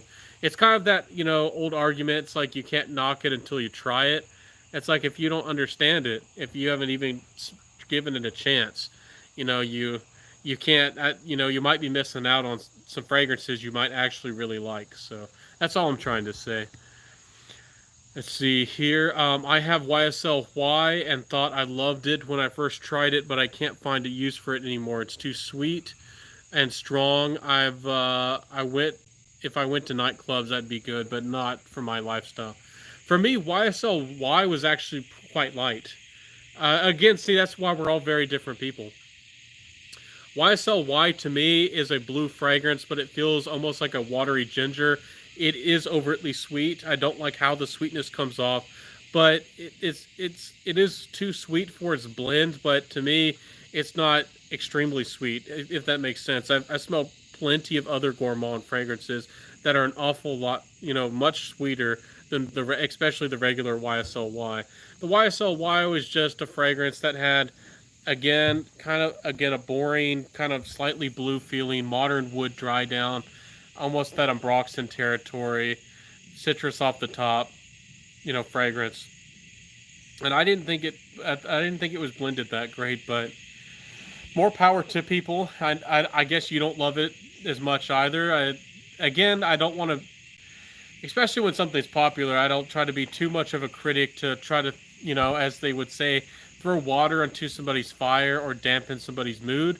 But everybody's hyping up these YSL Y fragrances. The YO Fresh actually looks really nice. They say it doesn't have really any of the original DNA, and I am a sucker for frosted glass bottles. So the YSL Y Fresh, I think that's what it's called, with the frosted glass does look like a really good fragrance. But the other YSL Y fragrances, I don't have any use for them. I don't like the smell. And they don't, again, I don't understand the popularity of them really. It's if I was to reach for blue fragrances, if I wanted attention, if I wanted to beg for attention and really be bold, I'd get regular Invictus. And if I wanted to be a little bit more dark and a little bit more suave, I probably would go for Dylan Blue. But those are kind of, some of the better blue fragrances in my opinion. But I know that it's a very heated topic, and a lot of people have a lot of um, a lot of feelings about the blue fragrances, and they're very popular to some people. Um, Anyways, I have YSL YEDP and Dylan Blue. I don't need more blue fragrances until I run out of them. I feel you. I'm not gonna be blind or buying any blue fragrances in particular either. I used to have Dylan Blue. I sold it. It was a fine fragrance. It did a pretty good job for me in college, and it was a good experience to have in college. But I kind of outgrew the fragrance. And I used to have Invictus. I outgrew that fragrance fairly quickly. I bought a big bottle, about like a 6.7 ounce, and I think I used like a fourth of it. I didn't even use a lot, you know, even half of it. And I gave somebody a great deal on that one as well. I give out crazy deals when I sell stuff. Pour Monsieur by Chanel. That's the one. My wife loves Chanel. Well, Casey, I think you found two fragrances that you might need to just go for, especially since you love those green fragrances. That Guerlain Homme EDP and that Pour Monsieur. And there's a concentrate version of that Pour Monsieur by Chanel. Look at the concentrate. You might end up liking the concentrate might look better. The concentrate doesn't give you a lot more performance, but it gives you a little bit more. Almost like Dolce Gabbana, the one EDT versus the EDP. The EDP might only give you an hour or an hour and a half of better performance, but it has a little bit more of an intense kind of smell about it. It's, might feel or come off a little bit richer. So when I say I think, it's because I'm open-minded, and first I'm open, change my mind. No, I understand, and that's perfectly fine. Yeah, that's a good. I like to be open-minded, and that's definitely a good way to go about things. Yeah, I understand. Are you a fan of Profumum Roma? I, from the little bit that I know and what I can see, yeah, and I want to buy more or get into the house. I don't own a bottle. I really want to be able to have more money and get myself into some Profumum Roma. Once I do have the money, I the one day I will definitely be buying quite a few of those. I think that Profumum Roma is a great house, really good stuff. Um, but I have my tastes are too expensive for my own good, really. Or is Pour Monsieur by Pierre Cardin? No, it's not. It's not Pierre Cardin. It's the Chanel. It's the Chanel, my friend, and it definitely has that Chanel quality. YouTube sucks. I'm only able to get comments. I'm only able to get comments. When you're not, are you able to? You're on the live right now. If you want to, there's like a little X on. There's a way to exit the live chat, and then you can see the regular video, and then you can give me a like, or do a regular comment. But since we're in a live video right now, it's kind of default that you're only commenting and seeing things in the live chat. So that's how YouTube is set up. It's kind of funny, but in order to give me a like, you have to exit the live chat, and then you can go back and you can click on live chat and return. Here, it's kind of easy once you get used to it. But yeah, it's YouTube is a funny place. It's they don't give instructions, like who nobody understands much of anything that really goes on with the algorithm anymore. You just have to guess, and there's certain things you can learn and do, but we don't know how important subscribers are. If subscribers matter, if you're subscribed, you really won't get notified. You have to hit the notification bell, and if you hit sometimes, how does YouTube factor these things? What if somebody hits the notification bell and they hit sometimes but they're not subscribed? What happens?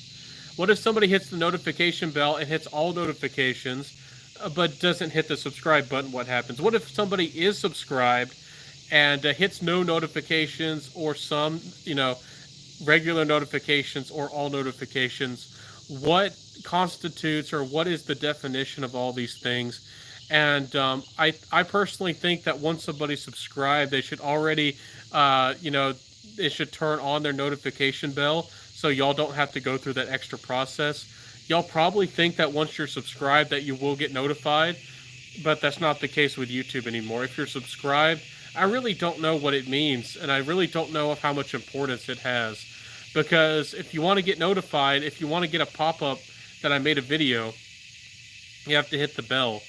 And they should be one and the same thing. I don't, it gives people the option to be subscribed to people, but not to get to not get notifications, which I guess maybe some people who want to micromanage their YouTube experience, that could help them, but it really doesn't help anybody. It's a mess. See, that is discontinued like Bright Neroli. What is a good affordable Neroli fragrance? Any good recommendations? Bulgari Neroli Wood. Just a quick second, if y'all can hear that noise in the background, that's the cicadas song of the night. And I do like to mention that because a lot of people don't experience nature too often. That was the song of the cicadas. If you know, Google them. They're crazy loud bugs. Anyways, a good Neroli fragrance. Check out Neroli. Was it Neroli Woods by Bulgari? Check out, what are some other ones? Neroli scents. There is some Neroli to what is that fragrance? Dunhill Century has some Neroli to it. It's a great sandalwood, like a creamy sandalwood. Absolutely amazing fragrance when you can get it for about $30 for the big bottle. And I really like the presentation, everything. Dunhill Century is quite good as well, but it doesn't have a lot of Neroli. It's not Neroli centric. If you want something that's like Neroli centric or really Neroli heavy, I'm trying to think of one. I know that I can't remember right now. I know that I've smelled a few of them at least. Really Neroli heavy. Maybe I put them out of my memory. And Neroli is not a note that I usually like or I usually gravitate towards. I'm trying to remember one. I know that I've smelled a few of them.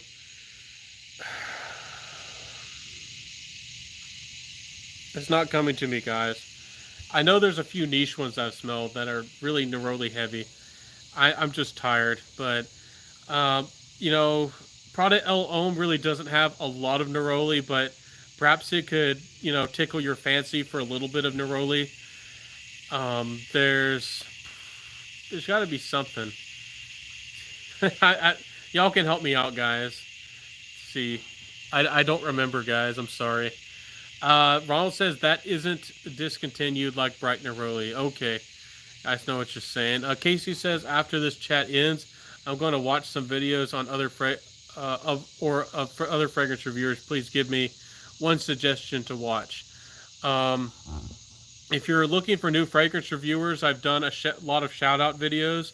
If you want to Google those or look into those, you can just search Centaur Fragrance shout out videos, and I think I've made 5 of them.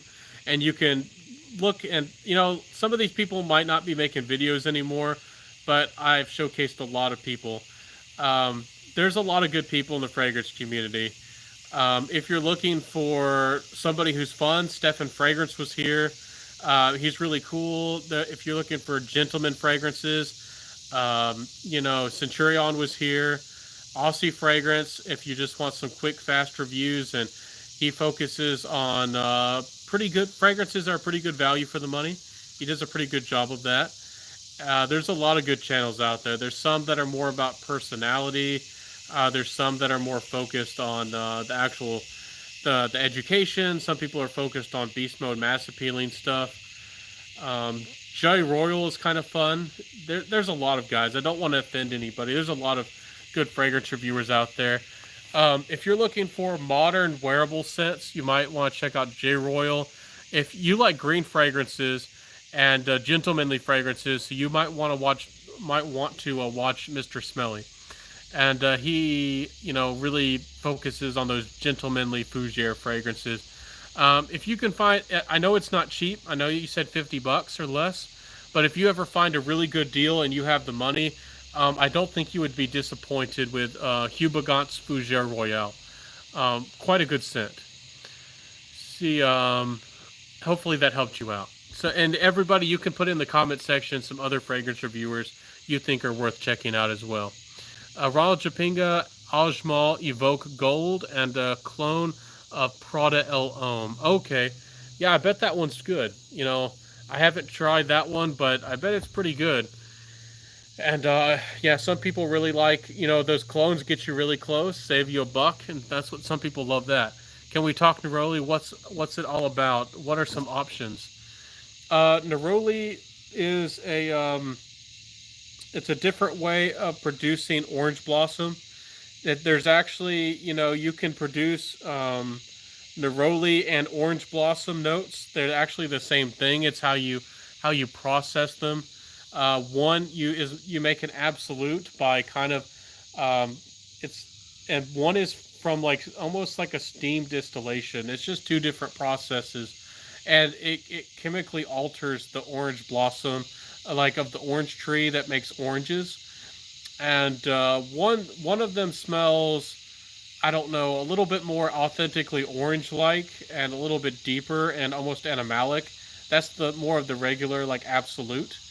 And the steam distillation one is the actual neroli note that you're thinking of, which is more clean and soapy and fresh, and can be quite bold. It's kind of polarizing to some people.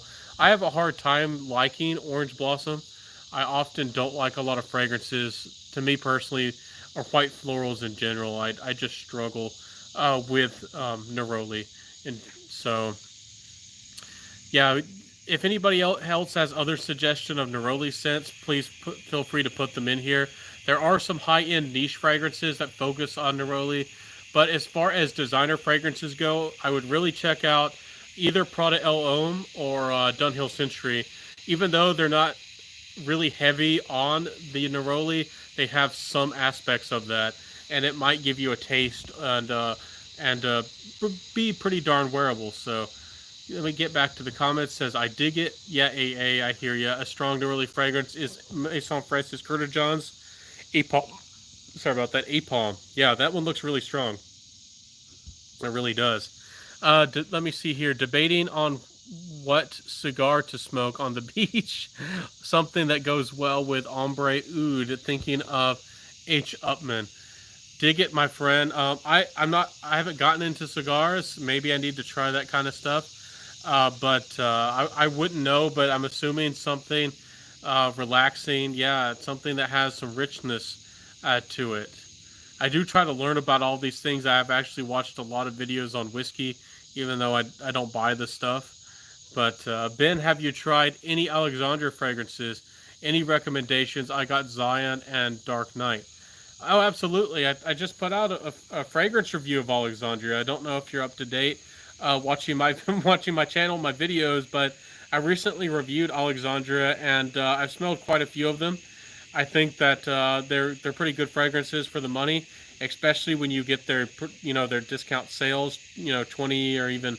I think there was one that was maybe 30% off. He doesn't throw out those codes all the time. I think he's not doing them as often, but they're pretty good. If you have to pay full retail, you're almost paying like. Sorry, I got disconnected there for a second. Hopefully everything's fine.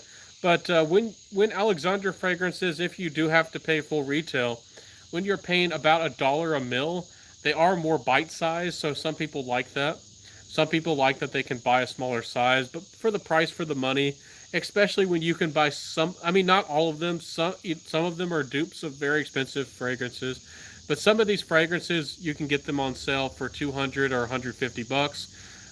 For the price per mil, to get a full-size bottle, if you didn't have, buy during a sale, you essentially would be paying $100 for the 100 mils of the Alexandria. So I would, personally, in some situations, recommend the real thing. But, some of their fragrances are a good little twist on things. They have the Alexandria, I forget what it was called. It was the, like, exclusive. It had a really good sandalwood to it.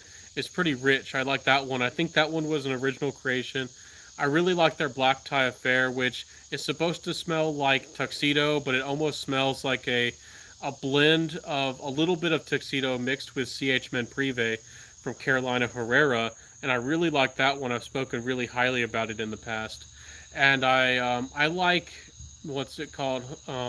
Hawaii Volcano. Even though some people say they don't get great performance out of it, it's quite a solid fragrance. I think, for being a copy essentially of Virgin Island water. So, um, see.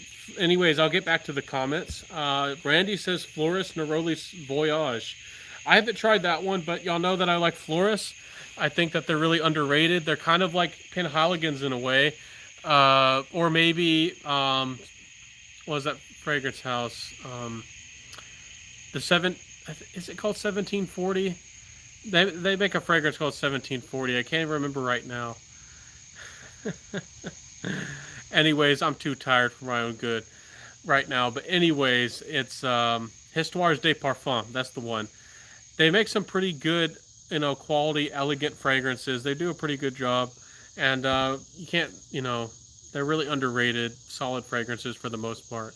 And some of their some of their fresher fragrances are actually not terribly expensive.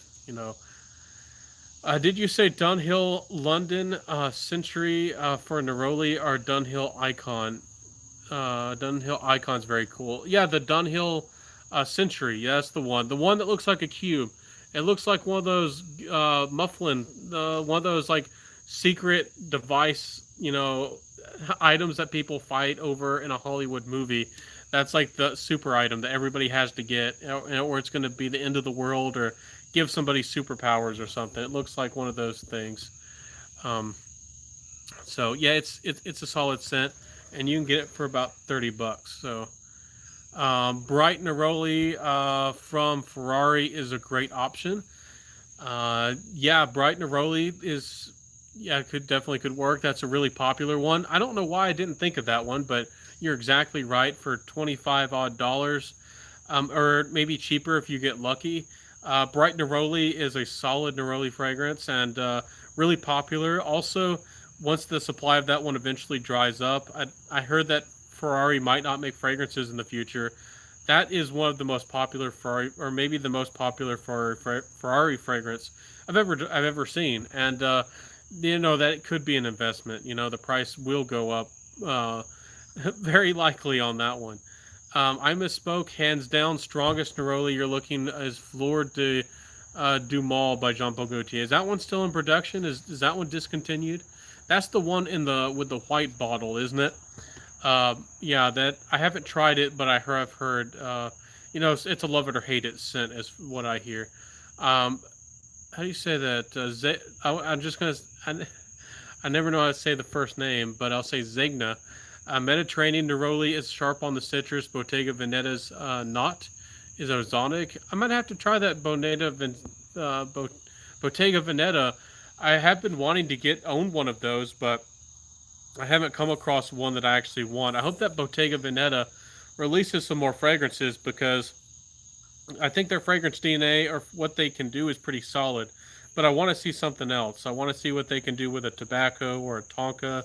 Or maybe they have an exclusive range that I don't even know about.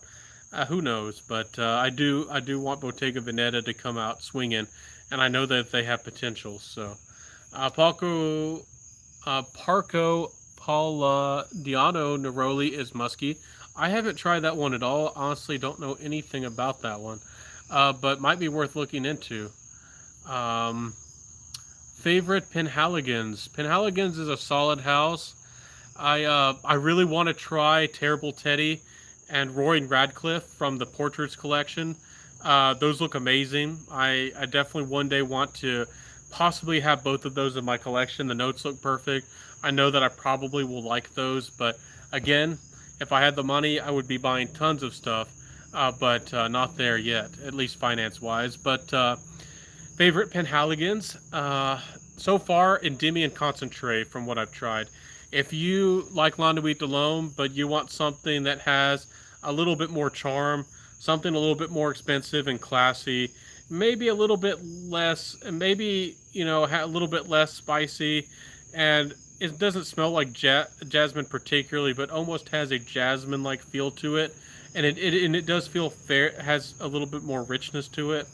You might like the Endymion Concentrate. It is expensive for what it is. I do think it's a little bit overpriced, but It's if you like that seductive vibe of Juan de Lome and you want a twist on it, it certainly is a solid juice. It certainly is a solid option. And if it was cheaper, I think that people would be talking about it a lot more. It's and again that Penhaligon's brand just isn't talked about very often. They're a solid house, they really are. So let's see, H HDP. You'll have to. I'm bad with initials, guys. You're gonna have to break it down for me. But yes, let's see. Ultra Supra says Dunhill Icon and Cartier Declaration give me a very similar vibe. They got the same nose, if I'm not mistaken. I don't remember the perfumer off the top of my head, but I could see where you could see how they have a similar feeling, but they do smell very different. The Cartier Declaration is it's a clean scent, but it has a little bit of soapiness to it. It also has a lot of rose. It's and it has to my I don't know if ambergris listed, but it certainly has like a sparkle of like a musk in the dry down. And there's some other notes in that Cartier Declaration. It's solid. I don't know if y'all were here years ago, but I used to talk very highly about Cartier Declaration on Soir Intense, but it's sold out now and it's very expensive. It's very hard to get your hands on. It's a really, really good fragrance. But Dunhill Icon, solid too. Yeah, I recently got Roadster Sport. I don't want to, I'm spoiling everything from my hauls. But really good freshie, really underrated. If you do like Roadster by Cartier, or if you've ever been interested in getting Roadster, you better get it now because there's very few bottles available on eBay and they're all drying up. And I don't know if it's has a cult following. I have heard a few people really love it, but it's a fragrance that flew under the radar for most people. Most fragrance reviewers never talked about it. Most people didn't know about it. I had heard about it, but I wanted to wait for a deal, and then I kind of forgot about it. And then recently, I got an urge to get on and try it, and I decided to go for the sport version, and it's pretty good. I might have made the wrong decision, but I do like the sport version. It's a solid fragrance. It's not the most exciting, and some people have given it lukewarm attention. But as far as a citrus fragrance goes, in the designer world, for close to around 25 odd dollars, you know, that's not a bad fragrance. It's not bad at all. Cartier Roadster Sport. Says, thanks for the great chat as always. Love the information. Yes, Casey Jones, I am your individual fragrance consultant, but thank you for the donation. I really do appreciate it. You don't have to do things like that, but certainly I do appreciate it. I'm here for you. Ferrari Bright Neroli is only EDT.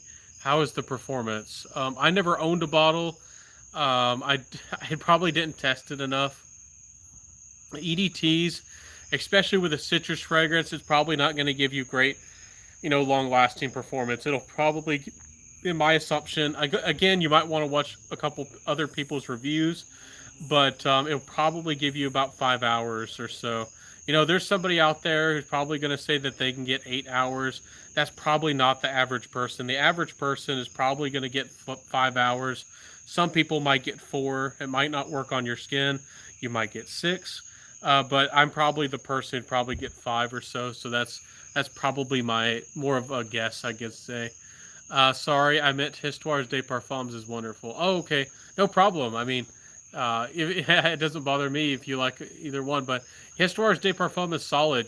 Casey, you like green fragrances. So, checking out 1740 Casanova. If you want to get a decant sometime or save the money, it's also a pretty solid fragrance. It's, again, niche. You're kind of paying more. Sometimes, you're not getting all your money's worth, but you do get some better quality. So I see here. Sorry. Okay, you got to try some more Roja, Ben. Yeah, I know. I do. I've been getting in the mood that I don't know. I have spent hundreds of dollars on samples in the past, but recently I've been wanting to.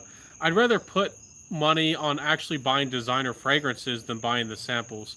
And I've spent hundreds on samples. I could have, 5, 6, 7, 8, 9, 10 bottles of actual designer fragrances for just samples that I bought that I'm not in love with, and I didn't have a great experience with them. So maybe in the future I'll dive more into niche. I know that I have a niche bone in me. Some people don't like me talking about niche at all. I once I if I ever I will become successful, but I'll get into Perfumum Roma. I'm gonna definitely be getting a Bruno Fazzolari. I might be getting a couple of Francesca Bianchi's. I need to try a lot more fragrances, and I have an expansive list of things that I would like to get. There's a fragrance out there called Black Hashish. It's wonderful stuff by Art Olfacto. Definitely that's on the buy list. So let's see here. You gotta. Is Banana Republic good on longevity? I'm looking at Neroli Woods at the moment. Ferrari Bright Neroli's performance is terrible. 45 minutes skin scent. Okay, so it doesn't perform well. Maybe I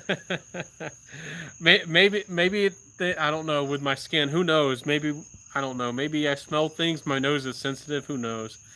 But yeah, it's not the strongest performer. It's not the strongest one out there. But let me see here. That Banana Republic fragrance, it gave me about 5 hours.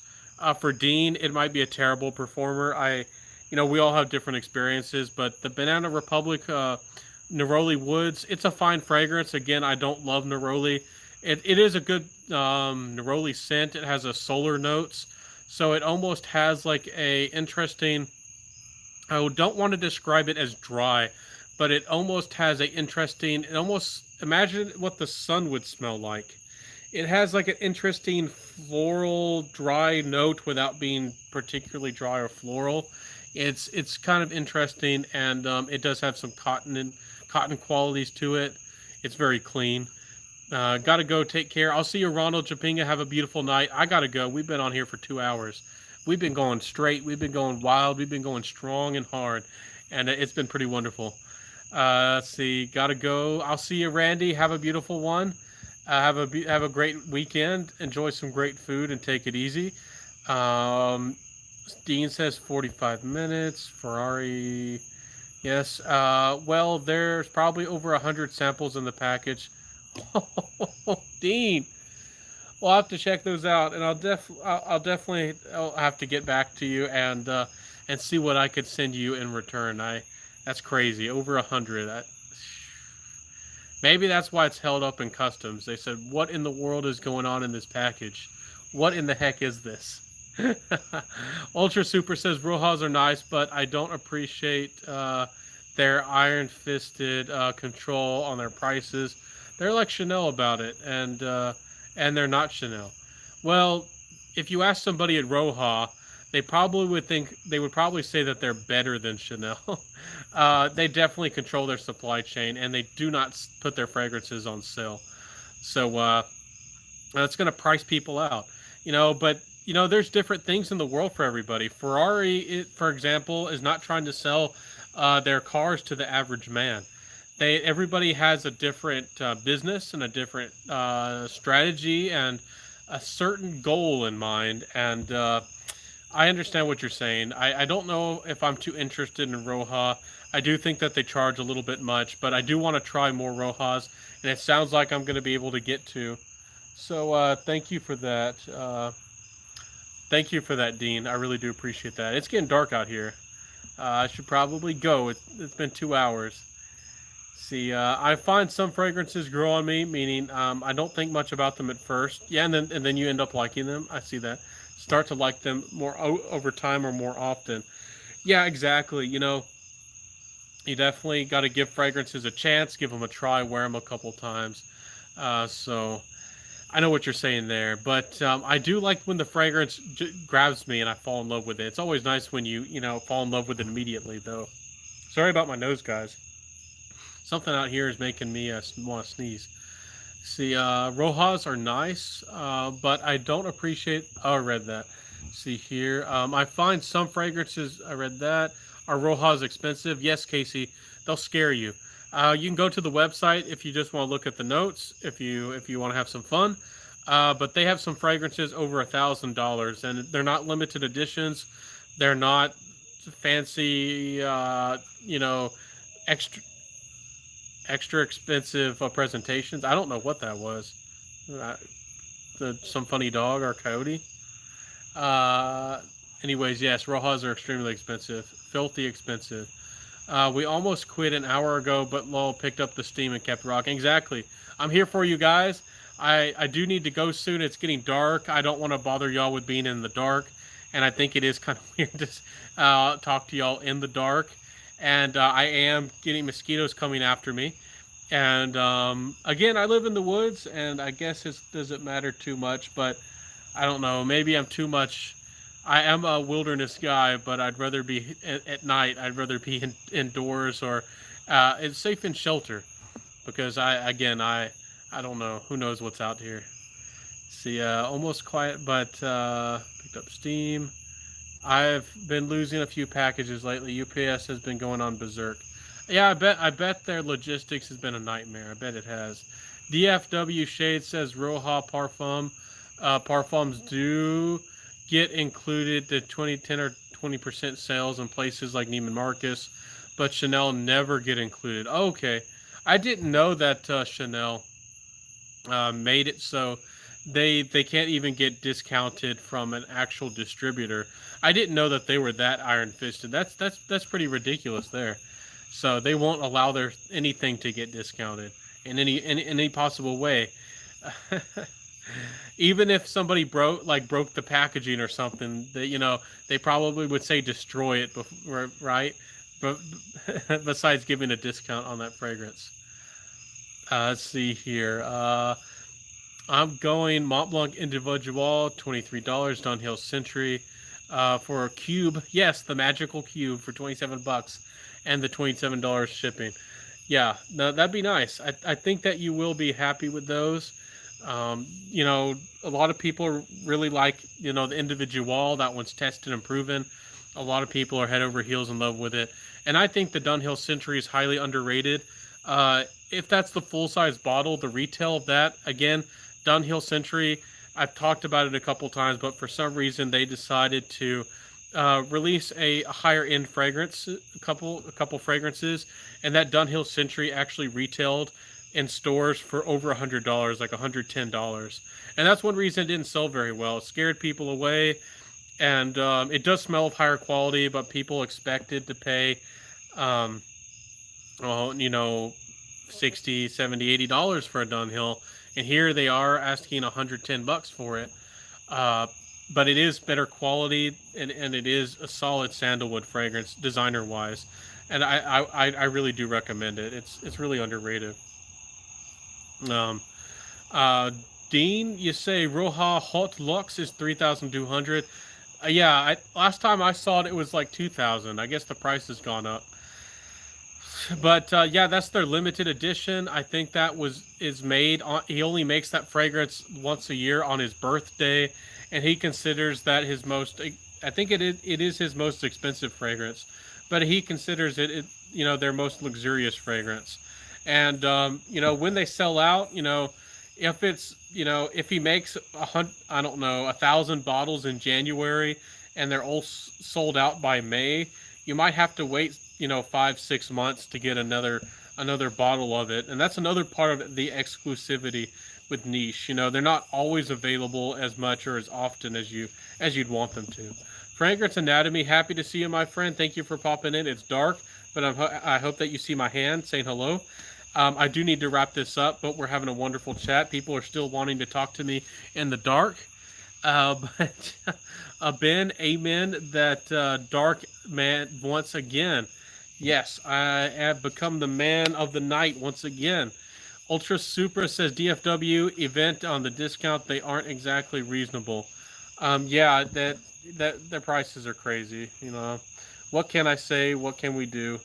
It's we either make the money, or they say don't mess with us if you don't have the money. Just like some of the ladies that I've used to know. Says I have Mont Blanc Emblem and actually like it. Performs well, and also some Mont Blanc pins. Yeah, didn't they start out as a pin brand? A lot of these companies actually have really interesting histories. Like what is it? Which brand is it? I'm mixing things up. Van Cleef and Arpels is one of them. I think they have a really big history in jewelry, and I want to. I'm trying. There's another brand I think that has a really big history, and they're one of the biggest perfume brands in the world. And I think Cartier. I think they do have some men's fashion, but I think that they're focused on watches, aren't they? A lot of these companies have fantastic histories and have a lot of things going on. And maybe I should make some videos about those. I've been tempted to, but again, I've made documentary videos in the past, and I've done a few things like that before, and people didn't seem too keen on it. But maybe I should still do it for the heck of it. So chop down some logs and start a fire. I should. I should start a bonfire every night. And out here, I actually chopped down a bunch of wood today. I trimmed this tree in the front yard, and I chopped a bunch of the branches off. And the world's a funny place. You know, that's one reason I guess I'm protective of myself. And again, maybe I'm intuitive. Maybe people say things, or maybe I can read people's minds. I have kind of almost done that to a degree. And I was doing all this yard work, and some lady with her son are like watching me across the road, and I don't know why they're watching me. And when I look their direction, they look away. And I think I don't know if I did get her thoughts, but it was like, well, what the heck is going on? The world's a funny place. I can't even do yard work without being watched. It's around here. That's why I get dupes. Yeah, I know. You can really save money with some of the dupes. Some of the dupes are quite good. Clones, as some people say. Discover any new summer fragrances you're enjoying.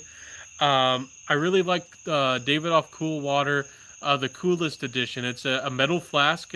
It's a lot more fresh and modern. It can remind you perhaps of Pacific Rock Moss. It has juniper and mint and rosemary and a lot of notes that I really like. I really like it, and I got the 6.7 ounce for like $30. So really, really good fragrance for more of an everyday wear, more of a casual wear, and for a 6.7 ounce bottle for $30, like shipped to my door for a limited edition. To me, I got a fantastic steal of a deal. But not everybody talks about that fragrance. Not everybody knows about that fragrance, and that's one reason I got it so cheap. So, see here, Mont Blanc is primarily a pen brand, a bit controversial like Creed, but good. Yeah, I know what you're saying there. They do a lot of these brands. I think it's Dolce Gabbana came out. I guess everybody just wants to have controversy. I think it was Dolce Gabbana did a bunch of really highly controversial stuff as well. So, yeah, Mont Blanc is primarily a brand, a bit controversial. Do you trust eBay to buy fragrances? Ordered Vert to send Tom Ford yesterday. Still no response. I do. I bought quite a few fragrances off eBay. I usually buy from companies or people on eBay that have like a 99% or more rating. They have to be highly rated. Sometimes, even if they have 99%, I still will look over their ratings just for the heck of it. And you really have to make sure that you're buying from somebody who's reputable and somebody who will treat you right. eBay protects the buyer a lot. eBay is very buyer focused. They're so buyer focused that they actually sometimes allow sellers to get ripped off. So if that seller doesn't respond to you, I know it's a hassle and I know it's annoying, but after a couple days and you need to message them to show eBay that you care and to give yourself some evidence, you'll be able to get your refund. eBay will give you a refund. That actually happened to me recently. I bought a bunch of it was pieces of wood, which y'all are gonna think I'm funny. Again, I craft. I buy exotic wood from people around the world for some projects on eBay. Anyways, I messaged the guy a couple days after I bought it. No response, no shipping info. Then I think I waited like 7 days and messaged again, and he didn't respond, or something like that. And so then I opened a case and said, no, the second message I told him I'm going to open a case unless you give me shipping confirmation, and I mean, please tell me what's going on. And some sellers go away or maybe go on vacation and don't put that on on their eBay. So maybe he was on vacation.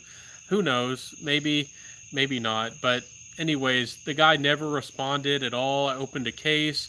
I messaged him again. He probably got notified via email and all this stuff. Probably, through eBay. Probably didn't respond. And it took me, almost a month, but or 3 weeks, but I still got my refund. So Cartier's fantastic watches, a Gordon Gecko on the wall. Yeah, they make amazing watches, and I really like Vincero. Vincero watches are also really amazing. And what is it called? Like, there's one called like I want to say Seki or Sinki. I can't remember how you're supposed to say it right now. So, do you trust Tom Ford yesterday? I hope that you get your fragrance, and I hope that you get a good price. I mean, maybe get your refund. You know, Ben Concio. I hope that everything goes well.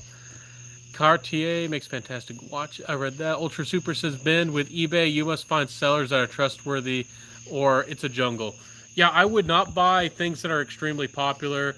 Aventus is extremely risky. Aqua di Gio, very popular fragrances. People are getting better with cheating people.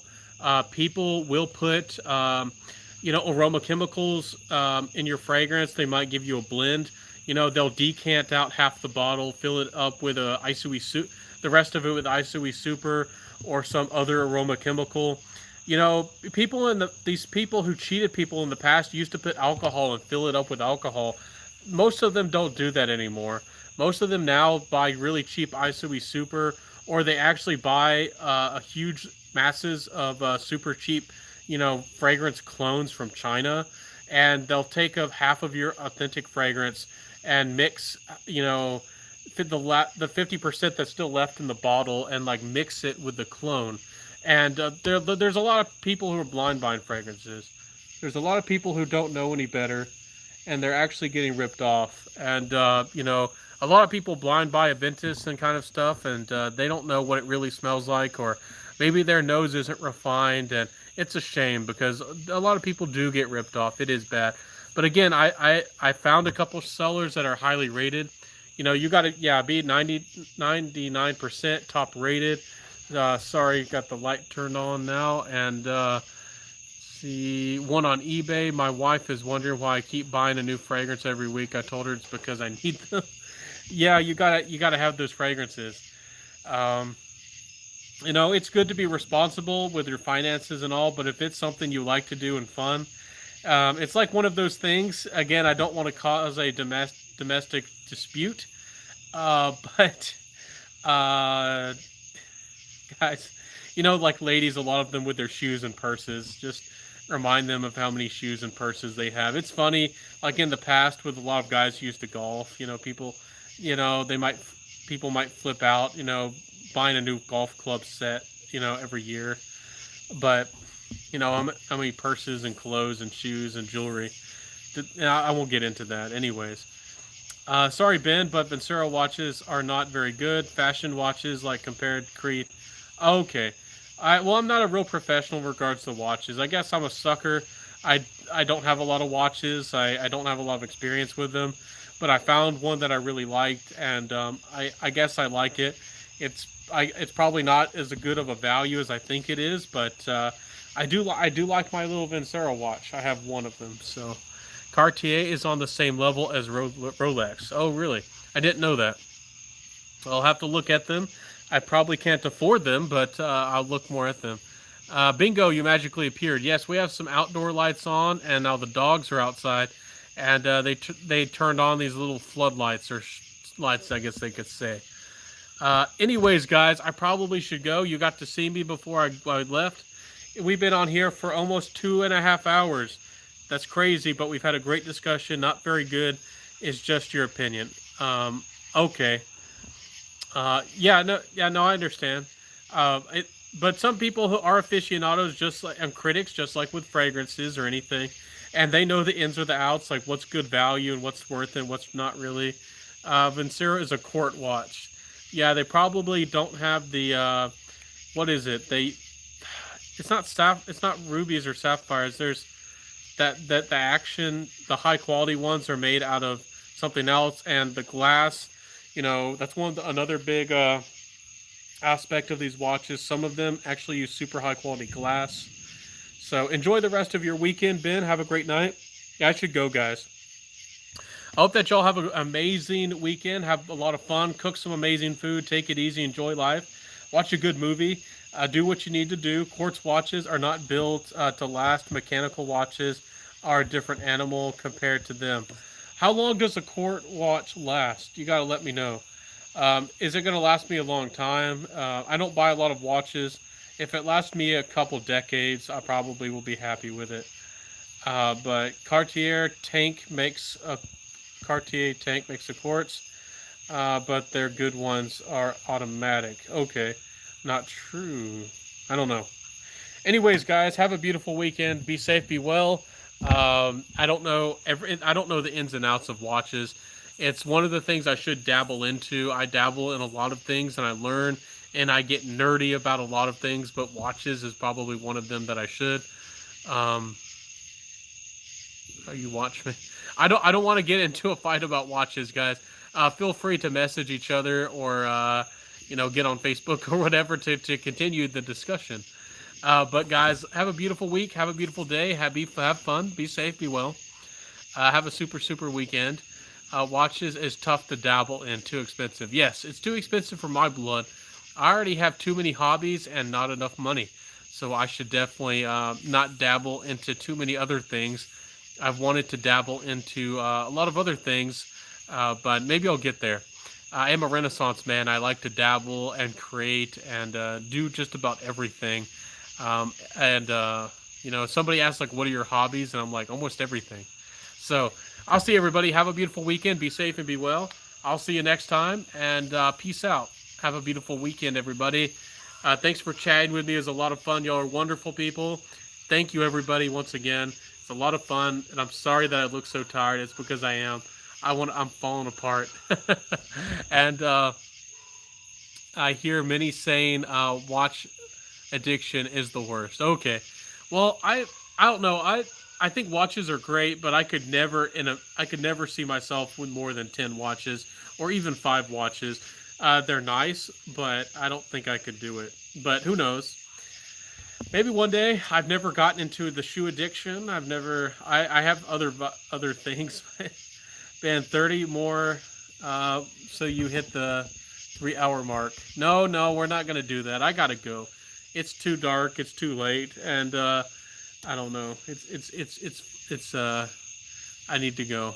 The thing with watches, you only need one good one. I agree. You only need one watch.